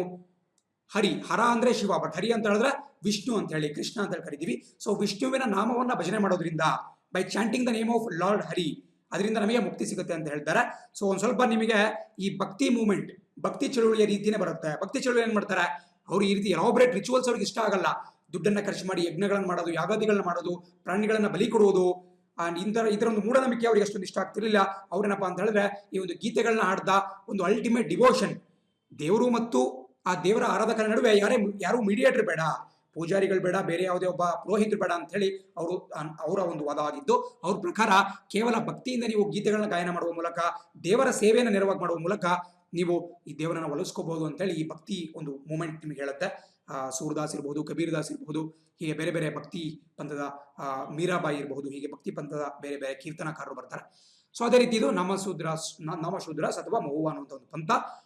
ಕೀರ್ತನೆಗಳನ್ನ ಹಾಡುವುದು ಮತ್ತು ಹರಿ ಅಂದ್ರೆ ಕೃಷ್ಣನ ಒಂದು ನಾಮವನ್ನ ಜಪಿಸುವುದರಿಂದ ನಿಮಗೆ ಮುಕ್ತಿ ಸಿಗುತ್ತೆ ಅಂತೇಳಿ ಇವ್ರು ಹೇಳ್ತಾರೆ. ಇಷ್ಟು ತಿಳ್ಕೊಂಡ್ರೆ ನಿಮಗೆ ಯಾವುದೇ ಪ್ರಶ್ನೆಗಳು ಮಿಸ್ ಆಗಲ್ಲ, ಖಂಡಿತ ಹೆಲ್ಪ್ ಆಗುತ್ತೆ. ಅದೇ ರೀತಿ ಮುಂದಿನ ಸುದ್ದಿ ನೋಡ್ತಾ ಹೋಗೋಣ. ಸುದ್ದಿ ಹೇಳುತ್ತೆ Covishield shelf life extended to 9 months shows document. ನಿಮಗೆ ನಿನ್ನೆ ಒಂದು ಸುದ್ದಿ ಕಾಣಿಸ್ಕೊಳ್ತಾ ಇದೆ. ಶೆಲ್ಫ್ ಲೈಫ್ ಅಂದ್ರೆ ಏನು? ನಿಮಗೆ ಯೂಶುವಲಿ ಈ ಒಂದು ಆಹಾರ ಪದಾರ್ಥಗಳಿಗೂ ಕೂಡ ಶೆಲ್ಫ್ ಲೈಫ್ ಅಂತ ಕಾಣಿಸ್ಕೊಳ್ಳುತ್ತೆ. ಅಂದ್ರೆ ಫಾರ್ ಎಕ್ಸಾಂಪಲ್ ಯಾವುದೇ ಒಂದು ಆಹಾರವನ್ನು ತಯಾರಿಸಿಟ್ಟ ಮೇಲೆ ಎಷ್ಟು ಸಮಯದ ಒಳಗಾಗಿ ಅದನ್ನ ಕನ್ಸ್ಯೂಮ್ ಮಾಡ್ಕೋಬೇಕು. ದೋಸೆ ಇರಬಹುದು, ಇಡ್ಲಿ ಇರಬಹುದು, ವಡೆ ಇರಬಹುದು, ಅಥವಾ ನಾವು ಕುಕ್ ಮಾಡ್ತಕ್ಕಂತಹ ರೈಸ್ ಇರಬಹುದು, ಅನ್ನ ಇರಬಹುದು, ಇವೆಲ್ಲವಕ್ಕೂ ತಮ್ಮದೇ ಆದಂತಹ ಒಂದು ಶೆಲ್ಫ್ ಲೈಫ್ ಇರುತ್ತೆ. ಆ ಒಂದು ಅವಧಿಯಲ್ಲಿ ಅವನ್ನ ಸೇವಿಸಿದ್ರೆ ಮಾತ್ರ ಅವು ಚೆನ್ನಾಗಿರ್ತವೆ, ಇಲ್ಲ ಅಂದ್ರೆ ಹಾಳಾಗಿರುತ್ತೆ. ಸೊ ಅಂದ್ರೆ ಎಕ್ಸ್ಪೈರಿ ಡೇಟ್ ಇದ್ದಂಗೆ. ನಾವೇನು ಈ ಮೆಡಿಸಿನ್ಸ್ ತಗೊಂಡ್ರೆ ಅಥವಾ ಬಿಸ್ಕೆಟ್ ಪ್ಯಾಕೆಟ್ ಏನೋ ಒಂದು ತೆಗೆದುಕೊಂಡ್ರು ಅಲ್ಲಿ ಎಕ್ಸ್ಪೈರಿ ಡೇಟ್ ನಿಮಗೆ ಕಾಣಿಸ್ಕೊಳ್ಳುತ್ತೆ. ಅದೇ ರೀತಿ ಶೆಲ್ಫ್ ಲೈಫ್ ಇರುತ್ತೆ. ಸೊ ಏನ್ ಮಾಡಿದಾರಪ್ಪ ಅಂತ ಹೇಳಿದ್ರೆ ಕೋವಿಶೀಲ್ಡ್ ಅಂದ್ರೆ ಏನು? ನಮ್ಮ ದೇಶದಲ್ಲಿ ಸೇರಂ ಇನ್ಸ್ಟಿಟ್ಯೂಟ್ ಆಫ್ ಇಂಡಿಯಾ, ಪುಣೆಯಲ್ಲಿ ಕಂಡುಬರತಕ್ಕಂತಹ serum institute of India, Oxford union ನ ಸಹಯೋಗದೊಂದಿಗೆ ತಯಾರಿಸಿರ್ತಕ್ಕಂತಹ ಒಂದು ಸ್ವದೇಶಿ ನಿರ್ಮಿತ ವ್ಯಾಕ್ಸಿನ್, ಒಂದು ಲಸಿಕೆ. ಇದರ ಹೆಸರು ಕೋವಿಶೀಲ್ಡ್. ಸೊ ಕೋವಿಶೀಲ್ಡ್ಗೆ ಇದುವರೆಗೂ ಕೂಡ ನೀವು ವಿಶ್ವ ಆರೋಗ್ಯ ಸಂಸ್ಥೆಯ ವೆಬ್ಸೈಟ್ ಅನ್ನ ಓಪನ್ ಮಾಡಿ ನೋಡಿದ್ರೆ, ಅಥವಾ ಒಂದು ವಿಯಲ್ಸ್ ಅಂದ್ರೆ ಆ ಒಂದು ಬಾಟಲ್ಸ್ ಏನ್ ಬರುತ್ತೆ, ಚಿಕ್ಕ ಚಿಕ್ಕ ಬಾಟಲ್ಸ್ ನೀವು ನೋಡ್ತೀರಾ, ಈ ವ್ಯಾಕ್ಸಿನ್ ಬಾಟಲ್ಸ್, ಅವುಗಳ ಮೇಲೆ ನೋಡಿದ್ರೆ 6 ತಿಂಗಳು ಎಕ್ಸ್ಪೈರಿ ಡೇಟ್ ಇತ್ತು. ಅಂದ್ರೆ ಶೆಲ್ಫ್ ಲೈಫ್ ಆಫ್ 6 months, 6 ತಿಂಗಳ ಒಳಗಾಗಿ ಅವನ್ನ ಇಂಜೆಕ್ಟ್ ಮಾಡಿದ್ರೆ ಅವು ಪರಿಣಾಮಕಾರಿಯಾಗಿರ್ತಿದ್ವು, ಎಫಿಷಿಯನ್ಸಿನ ತೋರಿಸ್ತಾ ಇದ್ವು. ಬಟ್ ಈಗ ಏನ್ ಮಾಡಿದಾರಪ್ಪ ಅಂತ ಹೇಳಿದ್ರೆ 6 ತಿಂಗಳಿಂದ 9 ತಿಂಗಳಿಗೆ ಇನ್ಕ್ರೀಸ್ ಮಾಡಿದ್ದಾರೆ. ಪರೀಕ್ಷೆಯಲ್ಲಿ ಖಂಡಿತ ಕೇಳಬಹುದು. As per the updated norms which of the following is the shelf life of Covishield vaccine. ಅಂದ್ರೆ ಇತ್ತೀಚೆಗೆ ಹೊರತಂದಿರತಕ್ಕಂತಹ ಪರಿಷ್ಕೃತ ಒಂದು ನಿಯಮಾವಳಿಯ ಪ್ರಕಾರ ಈ ಕೋವಿಶೀಲ್ಡ್ ವ್ಯಾಕ್ಸಿನ್ ಅಥವಾ ಕೋವಿಶೀಲ್ಡ್ ಲಸಿಕೆಯ ಶೆಲ್ಫ್ ಲೈಫ್ ಎಷ್ಟು ಅಂದ್ರೆ ಅವುಗಳ ಒಂದು ಏನಂತ ಕರಿಬಹುದು ಎಕ್ಸ್ಪೈರಿ ಡೇಟ್ ಅಂತ, ಅಂದ್ರೆ ಅವುಗಳನ್ನ ಎಷ್ಟು ಸಮಯದ ಒಳಗಾಗಿ ಅದನ್ನ ಬಳಕೆ ಮಾಡಬೇಕು, ಇಂತಹ ಪ್ರಶ್ನೆಗಳು ಉಂಟಾಯ್ತು ಅಂತ ಹೇಳಿದ್ರೆ ನೀವು ಏನ್ ಟಿಕ್ ಮಾಡ್ಬೇಕಪ್ಪ ಅಂತ ಹೇಳಿದ್ರೆ ಈಗ 9 ತಿಂಗಳು ಅಂತ ಟಿಕ್ ಮಾಡ್ಬೇಕಾಗತ್ತೆ. ಮುಂಚೆ ಅದು ಕೇವಲ 6 ತಿಂಗಳಿತ್ತು. ಸೊ ಅದಕ್ಕೆ ಸಂಬಂಧಪಟ್ಟಂತ ಒಂದು ಸ್ಮಾಲ್ ನೋಟ್ಸ್ ನಿಮಗೆ ಇಲ್ಲಿ ಕಾಣಿಸ್ಕೊಳ್ತಾ ಇದೆ. ಸೊ ದಯವಿಟ್ಟು ನೋಟ್ ಆನ್ ಮಾಡ್ಕೊಳ್ಳಿ, ಪ್ರಮುಖವಾಗಿರುತ್ತೆ. ಅಂಡ್ ಇದನ್ನ ಯಾರು ಡಿಸಿಷನ್ ತಗೊಂಡ್ರು? ಸುಮ್ಮನೆ ರ್ಯಾಂಡಮ್ ಆಗಿ ಸರ್ಕಾರನೋ ಅಥವಾ ನಮ್ಮ ಆರೋಗ್ಯ ಸಚಿವರು ಹೆಲ್ತ್ ಮಿನಿಸ್ಟರ್ ತಗೊಂಡಿಲ್ಲ. ಬದಲಾಗಿ ಈ ಡ್ರಗ್ಸ್ ಅಂದ್ರೇನು? ಯೂಶುವಲ್ ಆಗಿ ಡ್ರಗ್ಸ್ ಅಂತ ಹೇಳಿದ್ರೆ ನಮ್ಮಲ್ಲಿ ಮಾದಕ ವಸ್ತುಗಳು ಅಂತ ಹೇಳಿ ಅನ್ಕೊಂತೀವಿ, ಇಂಟಾಕ್ಸಿಕೇಟಿಂಗ್ ಮೆಟೀರಿಯಲ್ಸ್. ಬಟ್ ಅಷ್ಟೇ ಅಲ್ಲ, ಡ್ರಗ್ ಹೌಸ್ ಅಂತ ನೋಡಿರ್ತೀರಾ ನೀವು. ಡ್ರಗ್ ಹೌಸ್ ಅಂತ ಹೇಳಿದ್ರೆ ಡ್ರಗ್ಸ್ ಅಂತ ಹೇಳಿದ್ರೆ ಬೇಸಿಕಲಿ ಮೆಡಿಸಿನ್ಸ್ ಅಂದ್ರೆ ಔಷಧಿಗಳನ್ನ ನಾವು ಡ್ರಗ್ಸ್ ಅಂತ ಕರಿತೀವಿ. ಅದನ್ನ ಒಂದು ಪರ್ಪಸ್ಫುಲಿ ತೆಗೆದುಕೊಂಡ್ರೆ ಅದು ಮಾಮೂಲಿ ಔಷಧಿ ಆಗಿರುತ್ತೆ. ಅದನ್ನ ಒಂದು ಮಾದಕ ಒಂದು ಬೇರೆ ರೀತಿಯ ಫೀಲಿಂಗ್ಗೋಸ್ಕರ ಅಥವಾ ಬೇರೆ ಯಾವುದೋ ಒಂದು ರೀತಿಯ ಮತ್ತಿಗೋಸ್ಕರ ಅದನ್ನ ತೆಗೆದುಕೊಂಡ್ರೆ ಅವುಗಳು ಮಾಮೂಲಿ ನಾರ್ಕೋಟಿಕ್ಸ್ ಅಥವಾ ಡ್ರಗ್ಸ್ ಆಗಿ ಪರಿಗಣಿಸಲ್ಪಡ್ತವೆ. ಅದೆಲ್ಲ ನಮಗೆ ಬೇಡ. ಬಟ್ ಬೇಸಿಕಲಿ ಭಾರತದಲ್ಲಿ ಯಾವುದೇ ಔಷಧಿ ಇರಬಹುದು, ಆ ಔಷಧಿಯ ಅಪ್ರೂವಲ್ ಕೊಡುವುದು ಅಂದ್ರೆ ಔಷಧಿಯನ್ನ ಮಾರುಕಟ್ಟೆಗೆ ಬಿಡುಗಡೆ ಮಾಡಲಿಕ್ಕೆ ಒಂದು ಪರ್ಮಿಷನ್ ಕೊಡ್ತಕ್ಕಂತಹದ್ದು, ಅದರ ಮೇಲೆ ನಿಯಂತ್ರಣವನ್ನು ಮಾಡತಕ್ಕಂತಹದ್ದು, ಈ ಸಂಪೂರ್ಣ ಜವಾಬ್ದಾರಿಯನ್ನು ಹೊಂದಿರತಕ್ಕಂತಹ ಸಂಸ್ಥೆ ಯಾವ್ದಪ್ಪ ಅಂತ ಹೇಳಿದ್ರೆ DCGI. Very very important. Especially ಈಗ ಕೊರೋನಾ ವೈರಸ್ ಸಾಕಷ್ಟು ಒಂದು ಚರ್ಚೆಯಲ್ಲಿರುವ ಕಾರಣದಿಂದ ಪರೀಕ್ಷೆಯಲ್ಲಿ ಖಂಡಿತ ಕೇಳಬಹುದು. ಸೊ DCGI ಬಹಳ ಪ್ರಮುಖವಾಗುತ್ತೆ. ಅದರ ಫುಲ್ ಫಾರ್ಮ್ ಪ್ಲೀಸ್ ಬರ್ಕೊಳ್ಳಿ. Drugs controller general of India. Drugs controller general of India ಅಂದ್ರೆ ಈ ಔಷಧಿಗಳ ನಿಯಂತ್ರಕರು, ಅಂದ್ರೆ ಔಷಧಿಗಳ ನಿಯಂತ್ರಕರು ಅಂತ ಸಿಂಪಲ್ ಆಗಿ ಕರೀಬಹುದು. Drugs controller general of India. So ಈ ಒಂದು ಆಫೀಸ್ ಏನಿದೆ ಇವರಿಗೆ ಮ್ಯಾಂಡೇಟ್ ಇರುತ್ತೆ. ಇವರು ನಮ್ಮ ದೇಶದಲ್ಲಿ ಎಲ್ಲಾ ರೀತಿಯ ಔಷಧಿಗಳನ್ನ ಒಂದು ಹ್ಯಾಂಡಲ್ ಮಾಡ್ತಾರೆ ಮತ್ತು ರೆಸ್ಪಾನ್ಸಿಬಿಲಿಟಿ ತೆಗೆದುಕೊಳ್ತಾರೆ. ಅವುಗಳಿಗೆ ಪರ್ಮಿಷನ್ ಕೊಡೋದ್ರಿಂದ ಹಿಡಿದ್ಬಿಟ್ಟು ಅವುಗಳನ್ನ ಕಂಟ್ರೋಲ್ ಮಾಡ್ತಕ್ಕಂತಹದ್ದು. ಸೊ ಪರೀಕ್ಷೆಯಲ್ಲಿ ಮತ್ತೊಂದು ಸಿಂಪಲ್ ಒನ್ ಲೈನರ್ ಪ್ರಶ್ನೆ ಬರುತ್ತೆ. ಅದೇನಪ್ಪ ಅಂತ ಹೇಳಿದ್ರೆ ಪ್ರಸಕ್ತವಾಗಿ ಭಾರತದ DCGI ಯಾರು? Which of the following is the current drugs controller general of India ಅಂತ ಕೇಳಿದ್ರೆ ನೀವು ಟಿಕ್ ಮಾಡಬೇಕಾಗಿರ್ತಕ್ಕಂಥ ವ್ಯಕ್ತಿ ಹೆಸರು ಈ ಭಾಗದಲ್ಲಿ ಕಾಣಿಸ್ಕೊಳ್ತಾ ಇದೆ. ಐ ಥಿಂಕ್ ಎಲ್ಲರೂ ನೋಟ್ ಮಾಡ್ಕೊಂಡಿರ್ತೀನಿ ಅನ್ಕೊಂತೀನಿ. ಈ ಭಾಗದಲ್ಲಿ ಕಾಣಿಸ್ಕೊಳ್ತಾ ಇದೆ VG ಸೊಮಾನಿ. ಶ್ರೀಯುತ VG ಸೊಮಾನಿ ಇವರು ಪ್ರಸಕ್ತವಾಗಿ drugs control general of India ಆಗಿದ್ದಾರೆ. ಸೊ DCGI ಅದು ನಿಮಗೆ ಗೊತ್ತಿರಬೇಕಾಗುತ್ತೆ. ಸೊ ಇವರು ಒಂದು ಆದೇಶವನ್ನು ಹೊರಡಿಸಿದ್ದಾರೆ. 6 ತಿಂಗಳಿಂದ 9 ತಿಂಗಳಿಗೆ ಎಕ್ಸ್ಟೆಂಡ್ ಮಾಡಲಾಗಿದೆ. ಯಾವುದಪ್ಪ ಅಂತ ಹೇಳಿದ್ರೆ ಈ ಕೋವಿಶೀಲ್ಡ್ ವ್ಯಾಕ್ಸಿನ್ ನ ಒಂದು ಶೆಲ್ಫ್ ಲೈಫ್. ಜೊತೆಗೆ ಹಿಂದಿನ ಒಂದು ಆರ್ಟಿಕಲ್ ನೋಡಿದ್ರೆ ನಿಮಗೆ ಅಲ್ಲಿ ಕೋವ್ಯಾಕ್ಸ್ ಅಂತ ಒಂದು ಶಬ್ದ ಕಾಣಿಸ್ಕೊಳ್ತಾ ಇತ್ತು. ಸೊ ಕೋವ್ಯಾಕ್ಸ್ ಅಂದ್ರೆ ಏನು ಪರೀಕ್ಷೆಯಲ್ಲಿ ಕೇಳಬಹುದು. ಕೋವ್ಯಾಕ್ಸ್ ಅಂದ್ರೆ ಏನು? ಇದೊಂದು ಅಮೆರಿಕ ನಿರ್ಮಿತ ಲಸಿಕೆನ ಅಥವಾ ಇದು ಯಾವುದೋ ಒಂದು ಭಾರತ ಸರ್ಕಾರದ ಕೊರೋನಾ ವಿರುದ್ಧ ಹೋರಾಡತಕ್ಕಂತಹ ಒಂದು ಪ್ರೋಗ್ರಾಮ್, ಹಿಂಗೆಲ್ಲ ಬೇರೆ ಬೇರೆ ಪ್ರಶ್ನೆಗಳು ಒಂದು ಆಪ್ಷನ್ಸ್ ಕೊಟ್ಟು ಕೇಳಬಹುದು. ಸೊ ನೆನ್ಪಿಟ್ಕೊಳ್ಳಿ, ಕೋವ್ಯಾಕ್ಸ್ ಅಂತಕ್ಕಂತಹದ್ದು ಯಾವಾಗ ಕಳೆದ ವರ್ಷ ಅರೌಂಡ್ ಮಾರ್ಚ್ ತಿಂಗಳು ಏಪ್ರಿಲ್ ತಿಂಗಳಿನಲ್ಲಿ ಏನು ಈ ಕೊರೋನಾ ವೈರಸ್ ಪ್ರಪಂಚಾದ್ಯಂತ ಪ್ಯಾಂಡಮಿಕ್ ಆಗಿ ಹಬ್ಬಕ್ಕೆ ಸ್ಟಾರ್ಟ್ ಆಯ್ತು, ಅವಾಗ ಪ್ರಪಂಚದ ಕೆಲವು ಪ್ರಮುಖ ಸಂಸ್ಥೆಗಳು ಸೇರ್ಕೊಂಡು ಮಾಡ್ಕೊಂಡಿರ್ತಕ್ಕಂಥ ಒಂದು ಸಂಸ್ಥೆ. ಸೊ ಪರೀಕ್ಷೆಯಲ್ಲಿ ಕೇಳಬಹುದು ಕೋವ್ಯಾಕ್ಸ್ ಅನ್ನ ಯಾರ್ಯಾರು ಮಾಡಿದ್ದಾರೆ ಅಂತ ನಾನು ನಿಮಗೆ ಹೇಳ್ತೀನಿ. ರೀಸೆಂಟ್ ಆಗಿ 2020ನೇ ಇಸ್ವಿಯಲ್ಲಿ ಅದನ್ನ ಫಾರ್ಮ್ ಮಾಡಲಾಗಿದೆ. ಯಾವ ಉದ್ದೇಶಕ್ಕಪ್ಪ ಅಂತ ಹೇಳಿದ್ರೆ ಕೊರೋನಾ ವೈರಸ್ ಬಂದಾಗ ಎಲ್ಲರೂ ಕೂಡ ಗೊತ್ತಾಯ್ತು, ಇನ್ನು ಕೆಲವು ತಿಂಗಳುಗಳ ಒಳಗಾಗಿ ಪ್ರಪಂಚಾದ್ಯಂತ ಬೇರೆ ಬೇರೆ ಸಂಸ್ಥೆಗಳು ಈ ಕೊರೋನಾಗೆ ಸಂಬಂಧಪಟ್ಟಂತಹ ಲಸಿಕೆಗಳನ್ನ ವ್ಯಾಕ್ಸಿನ್ಗಳನ್ನ ಅಭಿವೃದ್ಧಿ ಪಡಿಸ್ತವೆ. ಬಟ್ ವ್ಯಾಕ್ಸಿನ್ ಅಭಿವೃದ್ಧಿ ಪಡಿಸಿದ್ಮೇಲೆ ನೆಕ್ಸ್ಟ್ ಏನು? ನಿಮಗೆಲ್ಲ ಗೊತ್ತು, ಪ್ರಪಂಚದಲ್ಲಿ ಈ ಆದಾಯ ಅಸಮಾನತೆ ಇದೆ. ಕೆಲವು ದೇಶಗಳು ಡೆವಲಪ್ಡ್ ನೇಷನ್ಸ್ ಗಳಾಗಿದ್ದಾವೆ, ಇನ್ನು ಕೆಲ ದೇಶಗಳು ಪುವರ್ ನೇಷನ್ಸ್, ಬಡ ರಾಷ್ಟ್ರಗಳಾಗಿದ್ದಾವೆ. ಸೊ ದೊಡ್ಡ ದೊಡ್ಡ ದೇಶಗಳು ಏನ್ ಮಾಡ್ಬಿಡ್ತವೆ, ದುಡ್ಡಿರ್ತಕ್ಕಂಥ ದೇಶಗಳು ಈ ತಯಾರಾಗ್ತಕ್ಕಂತಹ ಅಂದ್ರೆ ಉತ್ಪಾದನೆ ಆಗ್ತಕ್ಕಂತಹ ಎಲ್ಲಾ ವ್ಯಾಕ್ಸಿನ್ಗಳನ್ನ ತಾವೇ ಅಡ್ವಾನ್ಸ್ ದುಡ್ಡು ಕೊಟ್ಟು ಕೊಂಡ್ಕೊಂಡ್ಬಿಡ್ತವೆ. ಅವಾಗ ಈ ಡೆವಲಪ್ಡ್ ದೇಶಗಳಲ್ಲಿ ಈ ಕೊರೋನಾ ವೈರಸ್ ಕಂಟ್ರೋಲ್ ಬಂದರೂ ಕೂಡ ಈ ಸ್ಪೆಷಲಿ ಈ ಪುವರ್ ಕಂಟ್ರೀಸ್ ಆಫ್ರಿಕಾ ಮತ್ತು ಏಷ್ಯಾದಲ್ಲಿ ಇರ್ತಕ್ಕಂಥ ಕೆಲವು ಬಡ ರಾಷ್ಟ್ರಗಳಿಗೆ ಸಿಕ್ಕಾಪಟ್ಟೆ ಹೊಡೆತ ಬೀಳುತ್ತೆ. ಸೊ ಈಗ ಆಗ್ಬಾರ್ದು. ಈಕ್ವಿಟಬಲ್ ಅಕ್ಸೆಸ್ ಈ ಭಾಗದಲ್ಲಿ ಕಾಣಿಸ್ತಾ ಇದೆ. Equitable distribution of COVID-19 vaccines ಅಂದ್ರೆ ಇದರ ಸಮಾನ ಹಂಚಿಕೆ ಆಗಬೇಕು. ಸೊ ಯಾವ ದೇಶದ ಬಳಿ ದುಡ್ಡನ್ನ ಕೊಟ್ಟು ಖರೀದಿ ಮಾಡುವಂತಹ ಶಕ್ತಿ ಇರಲ್ಲ, ಅಂದ್ರೆ ಅಲ್ಲಿನ ಜನರಿಗೆ ಶಕ್ತಿ ಇರಲ್ಲ, ಅಂತಹ ದೇಶಗಳಿಗೆ ಕೆಲವು ಪ್ರಮುಖ ಸಂಸ್ಥೆಗಳು ಸೇರ್ಕೊಂಡು ಹಣಕಾಸಿನ ನೆರವನ್ನ ಕೊಡುವುದು ಅಥವಾ ಉಚಿತವಾಗಿ ಈ ಕೊರೋನಾ ವ್ಯಾಕ್ಸಿನ್ ಅನ್ನ ಸಪ್ಲೈ ಮಾಡತಕ್ಕಂತಹ ಒಂದು ಏಮನ್ನ ಇಟ್ಕೊಂಡು ಈ ಕೋವ್ಯಾಕ್ಸ್ ಅನ್ನುವಂತಹ ಸಂಸ್ಥೆನ ಹುಟ್ಟಾಕಲಾಗಿರುತ್ತೆ. ಯಾರ್ಯಾರೆಲ್ಲ ಇದರಿದ್ದಾರಪ್ಪ ಅಂತ ಹೇಳಿದ್ರೆ ದಿ ವ್ಯಾಕ್ಸಿನ್ ಅಲಯನ್ಸ್, ಗ್ಯಾವಿ ಅಂತ ಕಾಣಿಸ್ಕೊಳ್ಳುತ್ತೆ, ಗ್ಲೋಬಲ್ ಅಲಯನ್ಸ್ ಫಾರ್ ವ್ಯಾಕ್ಸಿನ್ ಅಂತ ಹೇಳಿ, ವ್ಯಾಕ್ಸಿನ್ ಅಂಡ್ ಇಮ್ಯುನೈಸೇಷನ್. ಇದು ಪ್ರಪಂಚದ ಪ್ರಸಿದ್ಧ ಸಂಸ್ಥೆ. ಈ ಮೆಲಿಂದಾ ಗೇಟ್ಸ್, ನೀವೇನು ಈ ಮೈಕ್ರೋಸಾಫ್ಟ್ ಕಂಪನಿನ ನೋಡ್ತೀರಾ, ಮೈಕ್ರೋಸಾಫ್ಟ್ ಕಂಪನಿಯ ಫೌಂಡರ್ ಯಾರು? ಅದರ ಸಂಸ್ಥಾಪಕರು ಬಂದ್ಬಿಟ್ಟು bill Gates. So bill Gates ಮತ್ತು ಅವರ ಪತ್ನಿ ಸೇರ್ಕೊಂಡು ಮೆಲಿಂದಾ ಬಿಲ್ ಗೇಟ್ಸ್ ಫೌಂಡೇಶನ್ ಅಂತ ಹೇಳಿ ಒಂದು ಅಂತಾರಾಷ್ಟ್ರೀಯ ಒಂದು ಚಾರಿಟಿಯನ್ನ ಮಾಡಿದ್ದಾರೆ, ಒಂದು ಸಂಸ್ಥೆಯನ್ನ ಮಾಡಿದ್ದಾರೆ. ಆ ಸಂಸ್ಥೆ ಈ ಒಂದು ಗ್ಯಾವಿ ಅನ್ನುವಂಥ ಒಂದು ಸಂಸ್ಥೆಯನ್ನ ಕಟ್ಬಿಟ್ಟು 2000 ಇಸ್ವಿಯಲ್ಲಿ ಸ್ಥಾಪನೆ ಆಗಿರುತ್ತೆ. ಅಂದ್ರೆ ಪ್ರಪಂಚಾದ್ಯಂತ ಈ ಇಮ್ಯುನೈಸೇಷನ್ ಅಂದ್ರೆ ನಾವೇನು ವ್ಯಾಕ್ಸಿನೀಕರಣ ಅಂತ ಕರೀತೀವಿ, ಪ್ರಸಕ್ತವಾಗಿ ನಿಮಗೆ ಈ ಕೊರೋನಾಗೆ ಸಂಬಂಧಪಟ್ಟಂಗೆ ವ್ಯಾಕ್ಸಿನೇಷನ್ ನಡೀತಾ ಇದೆ. ಬಟ್ ಅದಕ್ಕೆ ಮುಂಚೆನೂ ಕೂಡ ಪೋಲಿಯೋ ವ್ಯಾಕ್ಸಿನ್ ನಡೀತಾ ಇತ್ತು, ಪೋಲಿಯೋ ವ್ಯಾಕ್ಸಿನ್ ಒಂದು ಪ್ರಕ್ರಿಯೆ ನಡೀತಾ ಇತ್ತು, TB ವ್ಯಾಕ್ಸಿನ್ ಇರಬಹುದು, ಹೀಗೆ ಬೇರೆ ಬೇರೆ ಕಾಯಿಲೆಗಳಿಗೆ ವ್ಯಾಕ್ಸಿನೇಷನ್ ಗಳನ್ನ ಕೊಡಲಾಗುತ್ತೆ. ಸೊ ಅದನ್ನ ಬಡ ರಾಷ್ಟ್ರಗಳಲ್ಲಿ ಕೊಡಬೇಕು ಅನ್ನೋ ಉದ್ದೇಶದಿಂದ ಈ ವ್ಯಾಕ್ಸಿನ್ ಅಲಯನ್ಸ್ ಗ್ಯಾವಿ ಅನ್ನುವಂಥ ಒಂದು ಸಂಸ್ಥೆಯನ್ನ ನಿರ್ಮಾಣ ಮಾಡಲಾಗಿದ್ದು. ಸೊ ಆ ಸಂಸ್ಥೆ ಈ ಕೋವ್ಯಾಕ್ಸಿನ್ ನ ಲೀಡರ್ಶಿಪ್ ಅನ್ನು ತೆಗೆದುಕೊಂಡಿದೆ. ಅದರ ಜೊತೆಗೆ ವಿಶ್ವ ಆರೋಗ್ಯ ಸಂಸ್ಥೆ ಕಾಣಿಸಿಕೊಳ್ಳುತ್ತೆ ಮತ್ತು ಸೆಪಿ ಅಂದ್ರೆ ಏನು, coalition for epidemic preparedness and innovation ಅಂದ್ರೆ ಹೆಸರು ಹೇಳುತ್ತೆ, coalition for epidemic preparedness and innovation ಅಂತ ಹೇಳಿ. ಅಂದ್ರೆ ಎಪಿಡೆಮಿಕ್ ಅಂದ್ರೇನು, ಸಾಂಕ್ರಾಮಿಕ ರೋಗ. ಸೊ ಈ ಸಾಂಕ್ರಾಮಿಕ ರೋಗವನ್ನ ವಿರುದ್ಧ ಹೋರಾಡಲಿಕ್ಕೆ ಮಾಡ್ಕೊಂಡಿರ್ತಕ್ಕಂಥ ಒಂದು ಒಕ್ಕೂಟ ಅಂತ ಕರಿಬಹುದು. ಸೊ ಸೆಪಿ, WHO, ಗ್ಯಾವಿ ಜೊತೆಗೆ ಯುನಿಸೆಫ್ ಅಂಡ್ ಇನ್ನುಳಿದಂತಹ ಕೆಲವು ಪ್ರಪಂಚದ ದೊಡ್ಡ ದೊಡ್ಡ ಈ ವ್ಯಾಕ್ಸಿನ್ ತಯಾರಿಕಾ ಕಂಪನಿಗಳು ಇವೆಲ್ಲವೂ ಸೇರ್ಕೊಂಡ್ಬಿಟ್ಟು ಇವೆಲ್ಲವುಗಳ ಒಂದು ಸಹಭಾಗಿತ್ವದಲ್ಲಿ ಈ ಕೋವ್ಯಾಕ್ಸ್ ಅನ್ನುವಂಥ ಸಂಸ್ಥೆಯನ್ನು ಸ್ಥಾಪನೆ ಮಾಡಲಾಗಿದ್ದು. ಸೊ ಕನ್ಫ್ಯೂಷನ್ ಮಾಡ್ಕೋಬೇಡಿ, ಇದು ಕೋವ್ಯಾಕ್ಸಿನ್ ಅಲ್ಲ. ನಾನು ಆಗ್ಲೇ ಹೇಳಿದೆ ಕೋವ್ಯಾಕ್ಸಿನ್, ಕೋವಿಶೀಲ್ಡ್. ಕೋವ್ಯಾಕ್ಸಿನ್ ಏನು, ಕೋವ್ಯಾಕ್ಸಿನ್ ಅಂತ ಹೇಳಿದ್ರೆ ಭಾರತೀಯ ಮೂಲದ ಕಂಪನಿ ಆಗಿರತಕ್ಕಂತಹ ಭಾರತ್ ಬಯೋಟೆಕ್, ಹೈದರಾಬಾದ್ ಮೂಲದ ಕಂಪನಿ, ಇವರು ಉತ್ಪಾದನೆ ಮಾಡಿರತಕ್ಕಂತಹ ಒಂದು ವ್ಯಾಕ್ಸಿನ್ ನ ಹೆಸರು. ಬಟ್ ಕೋವ್ಯಾಕ್ಸ್ ಅಂದ್ರೇನು, ಇದು ಈ ಒಂದು ಪ್ರೋಗ್ರಾಮ್, ಅಂತಾರಾಷ್ಟ್ರೀಯ ಮಟ್ಟದ ಪ್ರೋಗ್ರಾಮ್. ಯಾಕಪ್ಪ ಅಂತ ಹೇಳಿದ್ರೆ ಈ ಬಡ ರಾಷ್ಟ್ರಗಳಿಗೂ ಕೂಡ ಸಮಾನವಾಗಿ ವ್ಯಾಕ್ಸಿನ್ ನ ಪೂರೈಕೆ ಆಗಬೇಕು ಅನ್ನುವಂತಹ ಒಂದು ಉದ್ದೇಶವನ್ನು ಇಟ್ಕೊಂಡು ಮಾಡಲ್ಪಟ್ಟಿರುವಂತಹ ಒಂದು ಸಂಸ್ಥೆ. ಈ ಸಂಸ್ಥೆಯಲ್ಲಿ ಯಾರ್ಯಾರೆಲ್ಲ ಒಂದು ಕೈ ಜೋಡಿಸಿದ್ದಾರೆ ಅಂತ ಹೇಳಿ ನಾನು ಜಸ್ಟ್ ನಿಮಗೆ ಹೇಳಿದೆ. ಸೊ ಅದ್ರ ಬಗ್ಗೆ ಕೂಡ ಒಂದು ಪಾಯಿಂಟ್ ಬಂದಿತ್ತು, ಹಾಗಾಗಿ ಅದನ್ನು ಕೂಡ ಇನ್ಕ್ಲೂಡ್ ಮಾಡ್ಕೊಂಡಿದ್ದೇನೆ. ಪರೀಕ್ಷೆಯಲ್ಲಿ ಕೇಳಿದ್ರೆ ಟಿಕ್ ಹಾಕ್ಬೇಕಾಗುತ್ತೆ. ಅದೇ ರೀತಿ ಮುಂದಿನ ಒಂದು ಸುದ್ದಿ ಕಾಣಿಸ್ಕೊಳ್ತಾ ಇದೆ, Jaishankar says India backs Afghan Taliban dialogue. Jaishankar ಅಂದ್ರೆ ಯಾರು ನಿಮಗೆಲ್ಲ ಗೊತ್ತು, ಸುಬ್ರಹ್ಮಣ್ಯನ್ ಜೈಶಂಕರ್, ಜೈಶಂಕರ್ ಅಂತ ಹೇಳಿದ್ರೆ ಪ್ರಸಕ್ತವಾಗಿ ಭಾರತದ ವಿದೇಶಾಂಗ ಸಚಿವ, ಮಿನಿಸ್ಟರ್ ಆಫ್ ಎಕ್ಸ್ಟರ್ನಲ್ ಅಫೇರ್ಸ್ ಅಂತ ಕರಿತೀವಿ. ಸೊ ಅವರು ನಿನ್ನೆ ಒಂದು ಪ್ರಮುಖವಾದಂತಹ ಒಂದು ಒಂದು ಕಾನ್ಫರೆನ್ಸ್ ಅಲ್ಲಿ ಸಮ್ಮೇಳನದಲ್ಲಿ ಪಾಲ್ಗೊಂಡಿದ್ರು. ಅಲ್ಲಿ ಪಾಲ್ಗೊಂಡಾಗ ಅವರು ಅಫ್ಘಾನಿಸ್ತಾನ ಮತ್ತು ತಾಲಿಬಾನ್ ನಿಮಗೆಲ್ಲ ಹೇಳಿದ್ದೀನಿ, ಡಿಸ್ಕಸ್ ಮಾಡಿದ್ದೀನಿ. ಈ ದೋಹಾ ಅಕಾರ್ಡ್ ಇರಬಹುದು, ಅದೇ ರೀತಿ ಇತ್ತೀಚೆಗಷ್ಟೇ ಒಂದು ಮಾಸ್ಕೋದಲ್ಲಿ ಟ್ರೈಕಾ ಅಂತ ಏನು ಒಂದು 3 ದೇಶಗಳ ನಡುವೆ ಮಾತುಕತೆ ಆಯ್ತು, ಅದೆಲ್ಲ ನಾನು ಹಿಂದೆ ಡಿಸ್ಕಸ್ ಮಾಡಿದ್ದೇನೆ. ನಿಮಗೆಲ್ಲ ಗೊತ್ತು, ಅಫ್ಘಾನಿಸ್ತಾನದ ಚುನಾಯಿತ ಸರ್ಕಾರ ಮತ್ತು ತಾಲಿಬಾನ್ ನಡುವೆ ಒಂದು ಒಪ್ಪಂದಕ್ಕೆ ಸಹಿ ಹಾಕಿಸ್ತಕ್ಕಂತಹ ಕೆಲಸವನ್ನ ಪ್ರಪಂಚದ ಬೇರೆ ಬೇರೆ ದೇಶಗಳು ಮಾಡ್ತಾ ಇದ್ದಾವೆ. America, Russia, China, Pakistan, India ಸೇರಿ ಬೇರೆ ಬೇರೆ ದೇಶಗಳು ಇದಕ್ಕೆ ಕೈಯನ್ನ ಜೋಡಿಸಿದ್ದಾವೆ. ಸೊ ಆ ಒಂದು ನಿಟ್ಟಿನಲ್ಲಿ ಒಂದು ಹೇಳಿಕೆಯನ್ನ ನಮ್ಮ ವಿದೇಶಾಂಗ ಸಚಿವರು ನೀಡಿದ್ದಾರೆ. ಆ ಹೇಳಿಕೆ ನಮಗೆ ಅಷ್ಟೊಂದು ಇಂಪಾರ್ಟೆಂಟ್ ಆಗಲ್ಲ, ಬಟ್ ಆ ಹೇಳಿಕೆಯನ್ನು ನೀಡಲಿಕ್ಕೆ ಅವರು ಬಳಸಿಕೊಂಡಂತಹ ಪ್ಲಾಟ್ಫಾರ್ಮ್ ಬಹಳ ಪ್ರಮುಖವಾಗುತ್ತೆ. ಯಾವ ವೇದಿಕೆಯಲ್ಲಿ ಈ ಒಂದು ಹೇಳಿಕೆಯನ್ನು ಹೇಳಿದ್ರು ಅಂತೇಳಿ ಅದಕ್ಕೆ ಸಂಬಂಧಪಟ್ಟಂಗೆ ಒಂದು ಆರ್ಟಿಕಲ್ ನಿಮಗೆ ಕಾಣಿಸ್ಕೊಳ್ತಾ ಇದೆ. ಬೇಸಿಕಲಿ ನಮ್ಮ ವಿದೇಶಾಂಗ ಸಚಿವ ಸುಬ್ರಹ್ಮಣ್ಯನ್ ಜೈಶಂಕರ್ ಅವರು ನಿನ್ನೆ ಒಂದು ಪ್ರಖ್ಯಾತ ಸಮ್ಮೇಳನಕ್ಕೆ ತೆರಳಿದ್ರು. ಆ ಸಮ್ಮೇಳನದ ಹೆಸರೇನಪ್ಪ ಅಂತ ಹೇಳಿದ್ರೆ, ಯೂಶಲ್ ನೋಡಿದೀರಾ, G20 ಸಮ್ಮೇಳನ ಇರುತ್ತೆ, ಸಾರ್ಕ್ ಸಮ್ಮೇಳನ ಇರುತ್ತೆ, ಬ್ರಿಕ್ಸ್ ಸಮ್ಮೇಳನ ಇರುತ್ತೆ. ಬಟ್ ನಿನ್ನೆ ಜೈಶಂಕರ್ ಅವರು ಹೋಗಿದ್ದಂತಹ ಸಮ್ಮೇಳನ ಹಾರ್ಟ್ ಆಫ್ ಏಷ್ಯಾ. ದಯವಿಟ್ಟು ನೋಟ್ ಮಾಡ್ಕೊಳ್ಳಿ, ಖಂಡಿತ ಪರೀಕ್ಷೆಯಲ್ಲಿ ಕೇಳ್ತಾರೆ. ಹಾರ್ಟ್ ಆಫ್ ಏಷ್ಯಾ ಬಗ್ಗೆ ಗ್ಯಾರಂಟಿ ಪ್ರಶ್ನೆ ಉಂಟಾಗುತ್ತೆ, ಬಿಕಾಸ್ ಅದು ಪ್ರಸಕ್ತವಾಗಿ ನ್ಯೂಸ್ ಅಲ್ಲಿ ಇದೆ.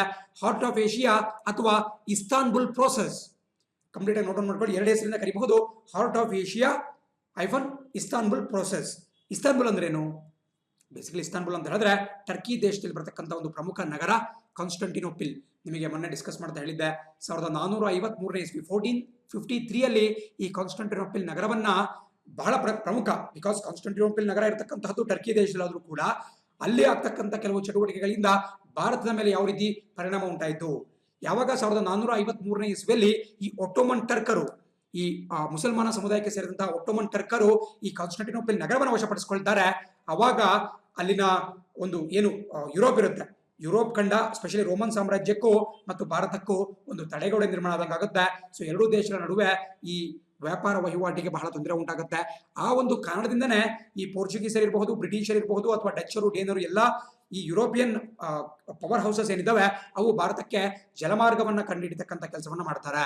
ಸೊ ಅದೆಲ್ಲದಕ್ಕೂ ಕಾರಣ ಪೋರ್ಚುಗೀಸರು 1498 ಭಾರತಕ್ಕೆ ಬರಲಿಕ್ಕೆ ಕಾರಣವೂ ಕೂಡ 1453 ಇಸ್ವಿಯಲ್ಲಿ ಈ ಕಾನ್ಸ್ಟಂಟಿನೋಪಿಲ್ ನಗರವನ್ನ ಒಟ್ಟೋಮನ್ ಟರ್ಕರು ವಶಪಡಿಸಿಕೊಂಡಿದ್ದು. ಅದು ನಮ್ಮ ಒಂದು ಇತಿಹಾಸಕ್ಕೆ ಸಂಬಂಧಪಟ್ಟಂಗಾಗುತ್ತೆ. ಬಟ್ ಅದನ್ನ ಬಿಟ್ಬಿಟ್ಟು ಇವಾಗ ಪ್ರಸಕ್ತವಾಗಿ ಥಿಂಕ್ ಮಾಡ್ತಾ ಹೋಗೋದಾದ್ರೆ, ಇಸ್ತಾನ್ಬುಲ್ ಅಂದ್ರೆ ಅವಾಗ ಕಾನ್ಸ್ಟಂಟಿನೋಪಿಲ್ ಅಂತ ಇತ್ತು, ಈಗ ಇಸ್ತಾನ್ಬುಲ್ ಆಗಿದೆ. ಬಹಳ ಪ್ರಸಿದ್ಧವಾಗಿರ್ತಕ್ಕಂಥ ಒಂದು ನಗರ ಟರ್ಕಿಯಲ್ಲಿ ಕಂಡುಬರುತ್ತೆ. ಸೊ ಹಾರ್ಟ್ ಆಫ್ ಏಷ್ಯಾ ಅಥವಾ ಇಸ್ತಾನ್ಬುಲ್ ಪ್ರೋಸೆಸ್ ಏನಕ್ಕೆ ಸಂಬಂಧಪಡುತ್ತಪ್ಪ ಅಂತ ಹೇಳಿದ್ರೆ, ಇದು ಒಂದು regional platform, region specific intergovernmental organisation, ಅಂದ್ರೆ ಅಂತರ ಸರ್ಕಾರ ಒಕ್ಕೂಟ.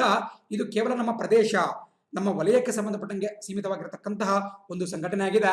ಅಂಡ್ ಈ ಭಾಗದಲ್ಲಿ ನಿಮಗೆ ಅದಕ್ಕೆ ಸಂಬಂಧಪಟ್ಟಂಗೆ ಕೆಲವೊಂದು ಒಂದು ಇನ್ಫಾರ್ಮೇಶನ್ ಕಾಣಿಸ್ಕೊಳ್ತಾ ಇದೆ. ವಿಶೇಷವಾಗಿ ಯಾಕೆ ಈ ಸಂಘಟನೆ ಸ್ಥಾಪನೆ ಮಾಡಲಾಯ್ತಪ್ಪ ಅಂತ ಹೇಳಿದ್ರೆ, ಅಫ್ಘಾನಿಸ್ತಾನದಲ್ಲಿ ಏನು ಈ ಒಂದು ಅಸ್ಥಿರತೆ ಇದೆ, ಅಫ್ಘಾನಿಸ್ತಾನದ ಸರ್ಕಾರಕ್ಕೂ ತಾಲಿಬಾನ್ ಮತೀಯವಾದಿಗಳಿಗೂ ಒಂದು ಟೆರರಿಸ್ಟ್ಗಳಿಗೂ ಐ ಥಿಂಕ್ ಪವರ್ ಕಟ್ ಆಯ್ತು ಅನ್ಕೊಂತೀನಿ. ಸ್ವಲ್ಪ ಪವರ್ ಪ್ರಾಬ್ಲಮ್ ನಡೀತಾ ಇದೆ, ಬಟ್ ತೊಂದರೆ ಇಲ್ಲ, ಇದನ್ನ ಕಂಟಿನ್ಯೂ ಮಾಡೋಣ. ಸೊ ನಾನು ಹೇಳ್ತಾ ಇದ್ದೆ, ಏನು ಅಫ್ಘಾನಿಸ್ತಾನದಲ್ಲಿ ಪ್ರಸಕ್ತವಾಗಿ ಸಾಕಷ್ಟು ಪ್ರಾಬ್ಲಮ್ಸ್ ನಡೀತಾ ಇದಾವೆ, ಅದಕ್ಕೆ ಕೇವಲ ಅಫ್ಘಾನಿಸ್ತಾನನೇ ಅದಕ್ಕೆ ಒಂದು ಸೊಲ್ಯೂಷನ್ ಕಂಡುಹಿಡ್ಕೊಳ್ಳೋಷ್ಟು ಶಕ್ತವಾಗಿಲ್ಲ. ಅಂದ್ರೆ ಅದಕ್ಕೆ ಒಂದು ಉಪಾಯವನ್ನ ಕಂಡುಹಿಡ್ಕೊಳ್ಳೋಷ್ಟು ಶಕ್ತವಾಗಿಲ್ಲ. ಅದು ಆರ್ಥಿಕವಾಗಿರಬಹುದು ಅಥವಾ Jio political point of view ಇಂದ ಇರಬಹುದು. ಸೊ ಹಾಗಾಗಿ ಏನು ಸುತ್ತಮುತ್ತಲ ದೇಶಗಳು ಬರುತ್ತೆ, ವಿಶೇಷವಾಗಿ ಸೆಂಟ್ರಲ್ ಏಷ್ಯಾ ಮತ್ತು ನಮ್ಮ ಏಷ್ಯಾ ಖಂಡದಲ್ಲಿ ಬರತಕ್ಕಂತಹ ಪ್ರಮುಖ ದೇಶಗಳು ಸೇರ್ಕೊಂಡ್ಬಿಟ್ಟು ಅಫ್ಘಾನಿಸ್ತಾನದಲ್ಲಿ political stability and security and cooperation. So ಒಟ್ಟು ಅಫ್ಘಾನಿಸ್ತಾನದಲ್ಲಿ ಶಾಂತಿಯನ್ನು ಸ್ಥಾಪನೆ ಮಾಡಲಿಕ್ಕೆ ಒಂದು ಉದ್ದೇಶವನ್ನು ಇಟ್ಕೊಂಡು ಈ ಹಾರ್ಟ್ ಆಫ್ ಏಷ್ಯಾ ಅನ್ನುವಂತಹ ಒಂದು ಕಾನ್ಫರೆನ್ಸ್ ಸಮ್ಮೇಳನವನ್ನು ಪ್ರಾರಂಭ ಮಾಡಲಾಗಿದೆ. So heart of Asia Istanbul ನಿಮಗೆ ಗೊತ್ತಾಯ್ತು. ಅದರ ಮೂಲ ಉದ್ದೇಶ ಅಫ್ಘಾನಿಸ್ತಾನಕ್ಕೆ ಸಂಬಂಧಪಟ್ಟಂಗೆ ಶಾಂತಿಯನ್ನು ಮರುಸ್ಥಾಪನೆ ಮಾಡುವುದು ಮತ್ತು ಅದಕ್ಕೆ ಅದರ ಸುತ್ತಮುತ್ತಲ ದೇಶಗಳು ಸಹಾಯವನ್ನ ಮಾಡತಕ್ಕಂತಹದ್ದು. ಸೊ ಅದೇ ರೀತಿ ಕೆಲವೊಮ್ಮೆ ಕೇಳ್ತಾರೆ, ಹಾರ್ಟ್ ಆಫ್ ಏಷ್ಯಾದ ಸದಸ್ಯ ರಾಷ್ಟ್ರರು ಯಾರ್ಯಾರು ಅಂತ ಕೇಳ್ತಾರೆ. ಇದನ್ನ 2011ನೇ ಇಸ್ವಿಯಲ್ಲಿ ಸ್ಥಾಪನೆ ಮಾಡಲಾಗುತ್ತೆ. ಉದ್ದೇಶ ನಿಮಗೆ ಗೊತ್ತಾಯ್ತು, ಅಫ್ಘಾನಿಸ್ತಾನ ಅದರದ ಒಂದು ಏಮ್. ಅಂಡ್ ಜೊತೆಗೆ ಒಟ್ಟು 15 ದೇಶಗಳು 15 ಕಂಟ್ರೀಸ್ ಇದರ ಪಾಲುದಾರಿ ಒಂದು ಮೆಂಬರ್ಸ್ ಆಗಿದ್ದಾವೆ. ಸೊ ನಂಬರ್ ಕೇಳಿದ್ರೆ 15 ಅಂತ ಟಿಕ್ ಮಾಡಬೇಕಾಗತ್ತೆ. ಅಲ್ಲಿ ಪ್ರಮುಖವಾದಂತಹ ಕೆಲವು ದೇಶಗಳ ಹೆಸರನ್ನು ಬರ್ಕೊಂಡಿದ್ದಾನೆ. ದಯವಿಟ್ಟು ನೋಟ್ ಡೌನ್ ಮಾಡ್ಕೊಳ್ಳಿ. ವಿಡಿಯೋನ ಪಾಸ್ ಮಾಡ್ಬಿಟ್ಟು ಬೇಕಾದ್ರೆ ನೀವು ನೋಟ್ ಡೌನ್ ಮಾಡ್ಕೋಬಹುದು. ಭಾರತ, ಪಾಕಿಸ್ತಾನ್, ಅಫ್ಘಾನಿಸ್ತಾನ್, ಚೈನಾ, ರಷ್ಯಾ, ಅದೇ ರೀತಿ ನಿಮಗೆ Saudi Arabia, Turkey, Iran, Uzbekistan ಮತ್ತು ಯುನೈಟೆಡ್ ಅರಬ್ ಎಮಿರೇಟ್ಸ್. ಹೀಗೆ ಒಟ್ಟು 15 ದೇಶಗಳು ಬರ್ತವೆ. ಅವೆಲ್ಲವೂ ಕೂಡ ನಮ್ಮ ಈ ಏಷ್ಯಾ ವಲಯದಲ್ಲಿ ಸೇರ್ಕೊಂಡಿರ್ತಕ್ಕಂಥ ದೇಶಗಳು. ಸೊ ಇವೆಲ್ಲವೂ ಕೂಡ ಕೈ ಜೋಡಿಸುವ ಅಂತ ಹೇಳಿದ್ರೆ ಈ ಅಫ್ಘಾನಿಸ್ತಾನ ಎದುರಿಸ್ತಿರ್ತಕ್ಕಂತಹ ಒಂದು ಪ್ರಾಬ್ಲಮ್ಗೆ ಒಂದು ಲಾಸ್ಟಿಂಗ್ ಸೊಲ್ಯೂಷನ್, ದೀರ್ಘಕಾಲೀನ ಒಂದು ಪರಿಹಾರವನ್ನು ಕಂಡುಕೋಬಹುದು ಅನ್ನೋದು ಈ ಹಾರ್ಟ್ ಆಫ್ ಏಷ್ಯಾ ಅಥವಾ ಇಸ್ತಾನ್ಬುಲ್ ಪ್ರೊಸೆಸ್ನ ಒಂದು ಮುಖ್ಯ ಉದ್ದೇಶ ಆಗಿದೆ. ಅಂಡ್ ಪರೀಕ್ಷೆಯಲ್ಲಿ ಮತ್ತೊಂದು ಕರೆಂಟ್ ಅಫೇರ್ಸ್ ಅಲ್ಲಿ ಕೇಳ್ಬಿಡ್ತಾರೆ ಸಿಂಪಲ್ ಆಗಿ. ಈ ಬಾರಿಯ ಅಂದ್ರೆ 9ನೇ ಹಾರ್ಟ್ ಆಫ್ ಏಷ್ಯಾ ಸಮ್ಮೇಳನ ಅಥವಾ ಶೃಂಗಸಭೆ ಎಲ್ಲಿ ನಡೀತು ಅಂತ ಕೇಳ್ತಾರೆ. ಈ ಬಾರಿಯ ಕರೆಂಟ್ ಮತ್ತೆ ವಾಪಸ್ ಬಂದಿದೆ. ಸೊ 2021ರ 9ನೇ ಹಾರ್ಟ್ ಆಫ್ ಏಷ್ಯಾ ಸಮ್ಮೇಳನ ಎಲ್ಲಿ ನಡೀತಪ್ಪ ಅಂತ ಹೇಳಿದ್ರೆ ಇದು ನಿಮಗೆ ದುಶಾನ್ಬೆ ನಡೆಯುತ್ತೆ. ದುಶಾನ್ಬೆ ನಿಮ್ಮಲ್ಲಿ ಬಹಳಷ್ಟು ಜನಕ್ಕೆ ಗೊತ್ತಿರಬಹುದು. ಇದು ತಜಿಕಿಸ್ತಾನದ ರಾಜಧಾನಿ. ನೋಡಿ, ನಿಮಗೆ ಈ ಸೆಂಟ್ರಲ್ ಏಷ್ಯಾ ಉಜ್ಬೇಕಿಸ್ತಾನ್ ಬರುತ್ತೆ, ತಜಿಕಿಸ್ತಾನ್ ಬರುತ್ತೆ, ಕಿರ್ಗಿಸ್ತಾನ್, ಕಜಕಿಸ್ತಾನ್, ತಜಿಕಿಸ್ತಾನ್, ಹೀಗೆ ಬೇರೆ ಬೇರೆ ದೇಶಗಳು ಬರುತ್ತೆ. ಅಲ್ಲಿನ ರಾಜಧಾನಿಗಳು ಸ್ವಲ್ಪ ಗೊತ್ತಿರಬೇಕಾಗುತ್ತೆ. ಸೊ ಅಲ್ಲಿ ನಿಮಗೆ ಪ್ರಸಿದ್ಧವಾಗಿ ಉಜ್ಬೇಕಿಸ್ತಾನ್ಗೆ ತಾಷ್ಕೆಂಟ್ ಅಂತ ಗೊತ್ತಿದೆ, ಅದೇ ರೀತಿ ರಷ್ಯಾಗೆ ಮಾಸ್ಕೋ, ಅದೇ ರೀತಿ ತಜಿಕಿಸ್ತಾನ್ಗೆ ದುಶಾನ್ಬೆ. ನಾನು ತುಂಬಾ ಫಾಸ್ಟ್ ಆಗಿ ಹೇಳ್ತೀನಿ ಅಂತ ಅನ್ಕೋಬೇಡಿ, ಜಸ್ಟ್ ನಿಮಗೆ ಗೊತ್ತಿರಬೇಕು ಅಂತ ಹೇಳ್ತಾ ಇದ್ದೀನಿ. ಈ ವಿಡಿಯೋ ನೋಡ್ಬಿಟ್ಟೆ ನೀವು ಕಲಿಬೇಕಂತೇನಿಲ್ಲ. ಈ ರಾಷ್ಟ್ರಗಳ ರಾಜಧಾನಿಯನ್ನ ನೀವು ಪೇಪರ್ಗಳನ್ನ ಓದೋ ಮೂಲಕ ಅಥವಾ ಅವಾಗ ನನ್ನ ವಿಡಿಯೋದಲ್ಲಿ ಯಾವ ದೇಶಗಳು ಬರುತ್ತೆ ಅವುಗಳ ರಾಜಧಾನಿ ನ್ಯೂಸ್ ಹೇಳ್ತಾ ಇರ್ತೀನಿ. ಸೊ ಹೀಗೆ ವಿತ್ ಪ್ರಾಕ್ಟೀಸ್ ನೀವು ಕಲಿತಾ ಹೋಗ್ಬೋದಾಗತ್ತಾ. ಸೊ ದುಶಾನ್ಬೆ ತಜಿಕಿಸ್ತಾನದ ರಾಜಧಾನಿಯಾಗಿರುತ್ತೆ. ಸೊ ಅದರ ಅಲ್ಲಿ ಅಂದ್ರೆ ದುಶಾನ್ಬೆಯಲ್ಲಿ ಈ ಒಂದು 9ನೇ ಹಾರ್ಟ್ ಆಫ್ ಏಷ್ಯಾ ಶೃಂಗಸಭೆ ಆಯೋಜಿತಗೊಂಡಿತ್ತು. ಡೈರೆಕ್ಟ್ ಕರೆಂಟ್ ಅಫೇರ್ಸ್ ಕ್ವಶನ್ ನಿಮಗೆ ಯಾವುದೇ ಎಕ್ಸಾಮ್ ಕೂಡ ಇದನ್ನ ಕೇಳಬಹುದು. ಸೊ ಈ ದುಶಾನ್ಬೆ ಹೆಸರನ್ನ ದಯವಿಟ್ಟು ನೆನಪಿಟ್ಕೊಳ್ಳಿ.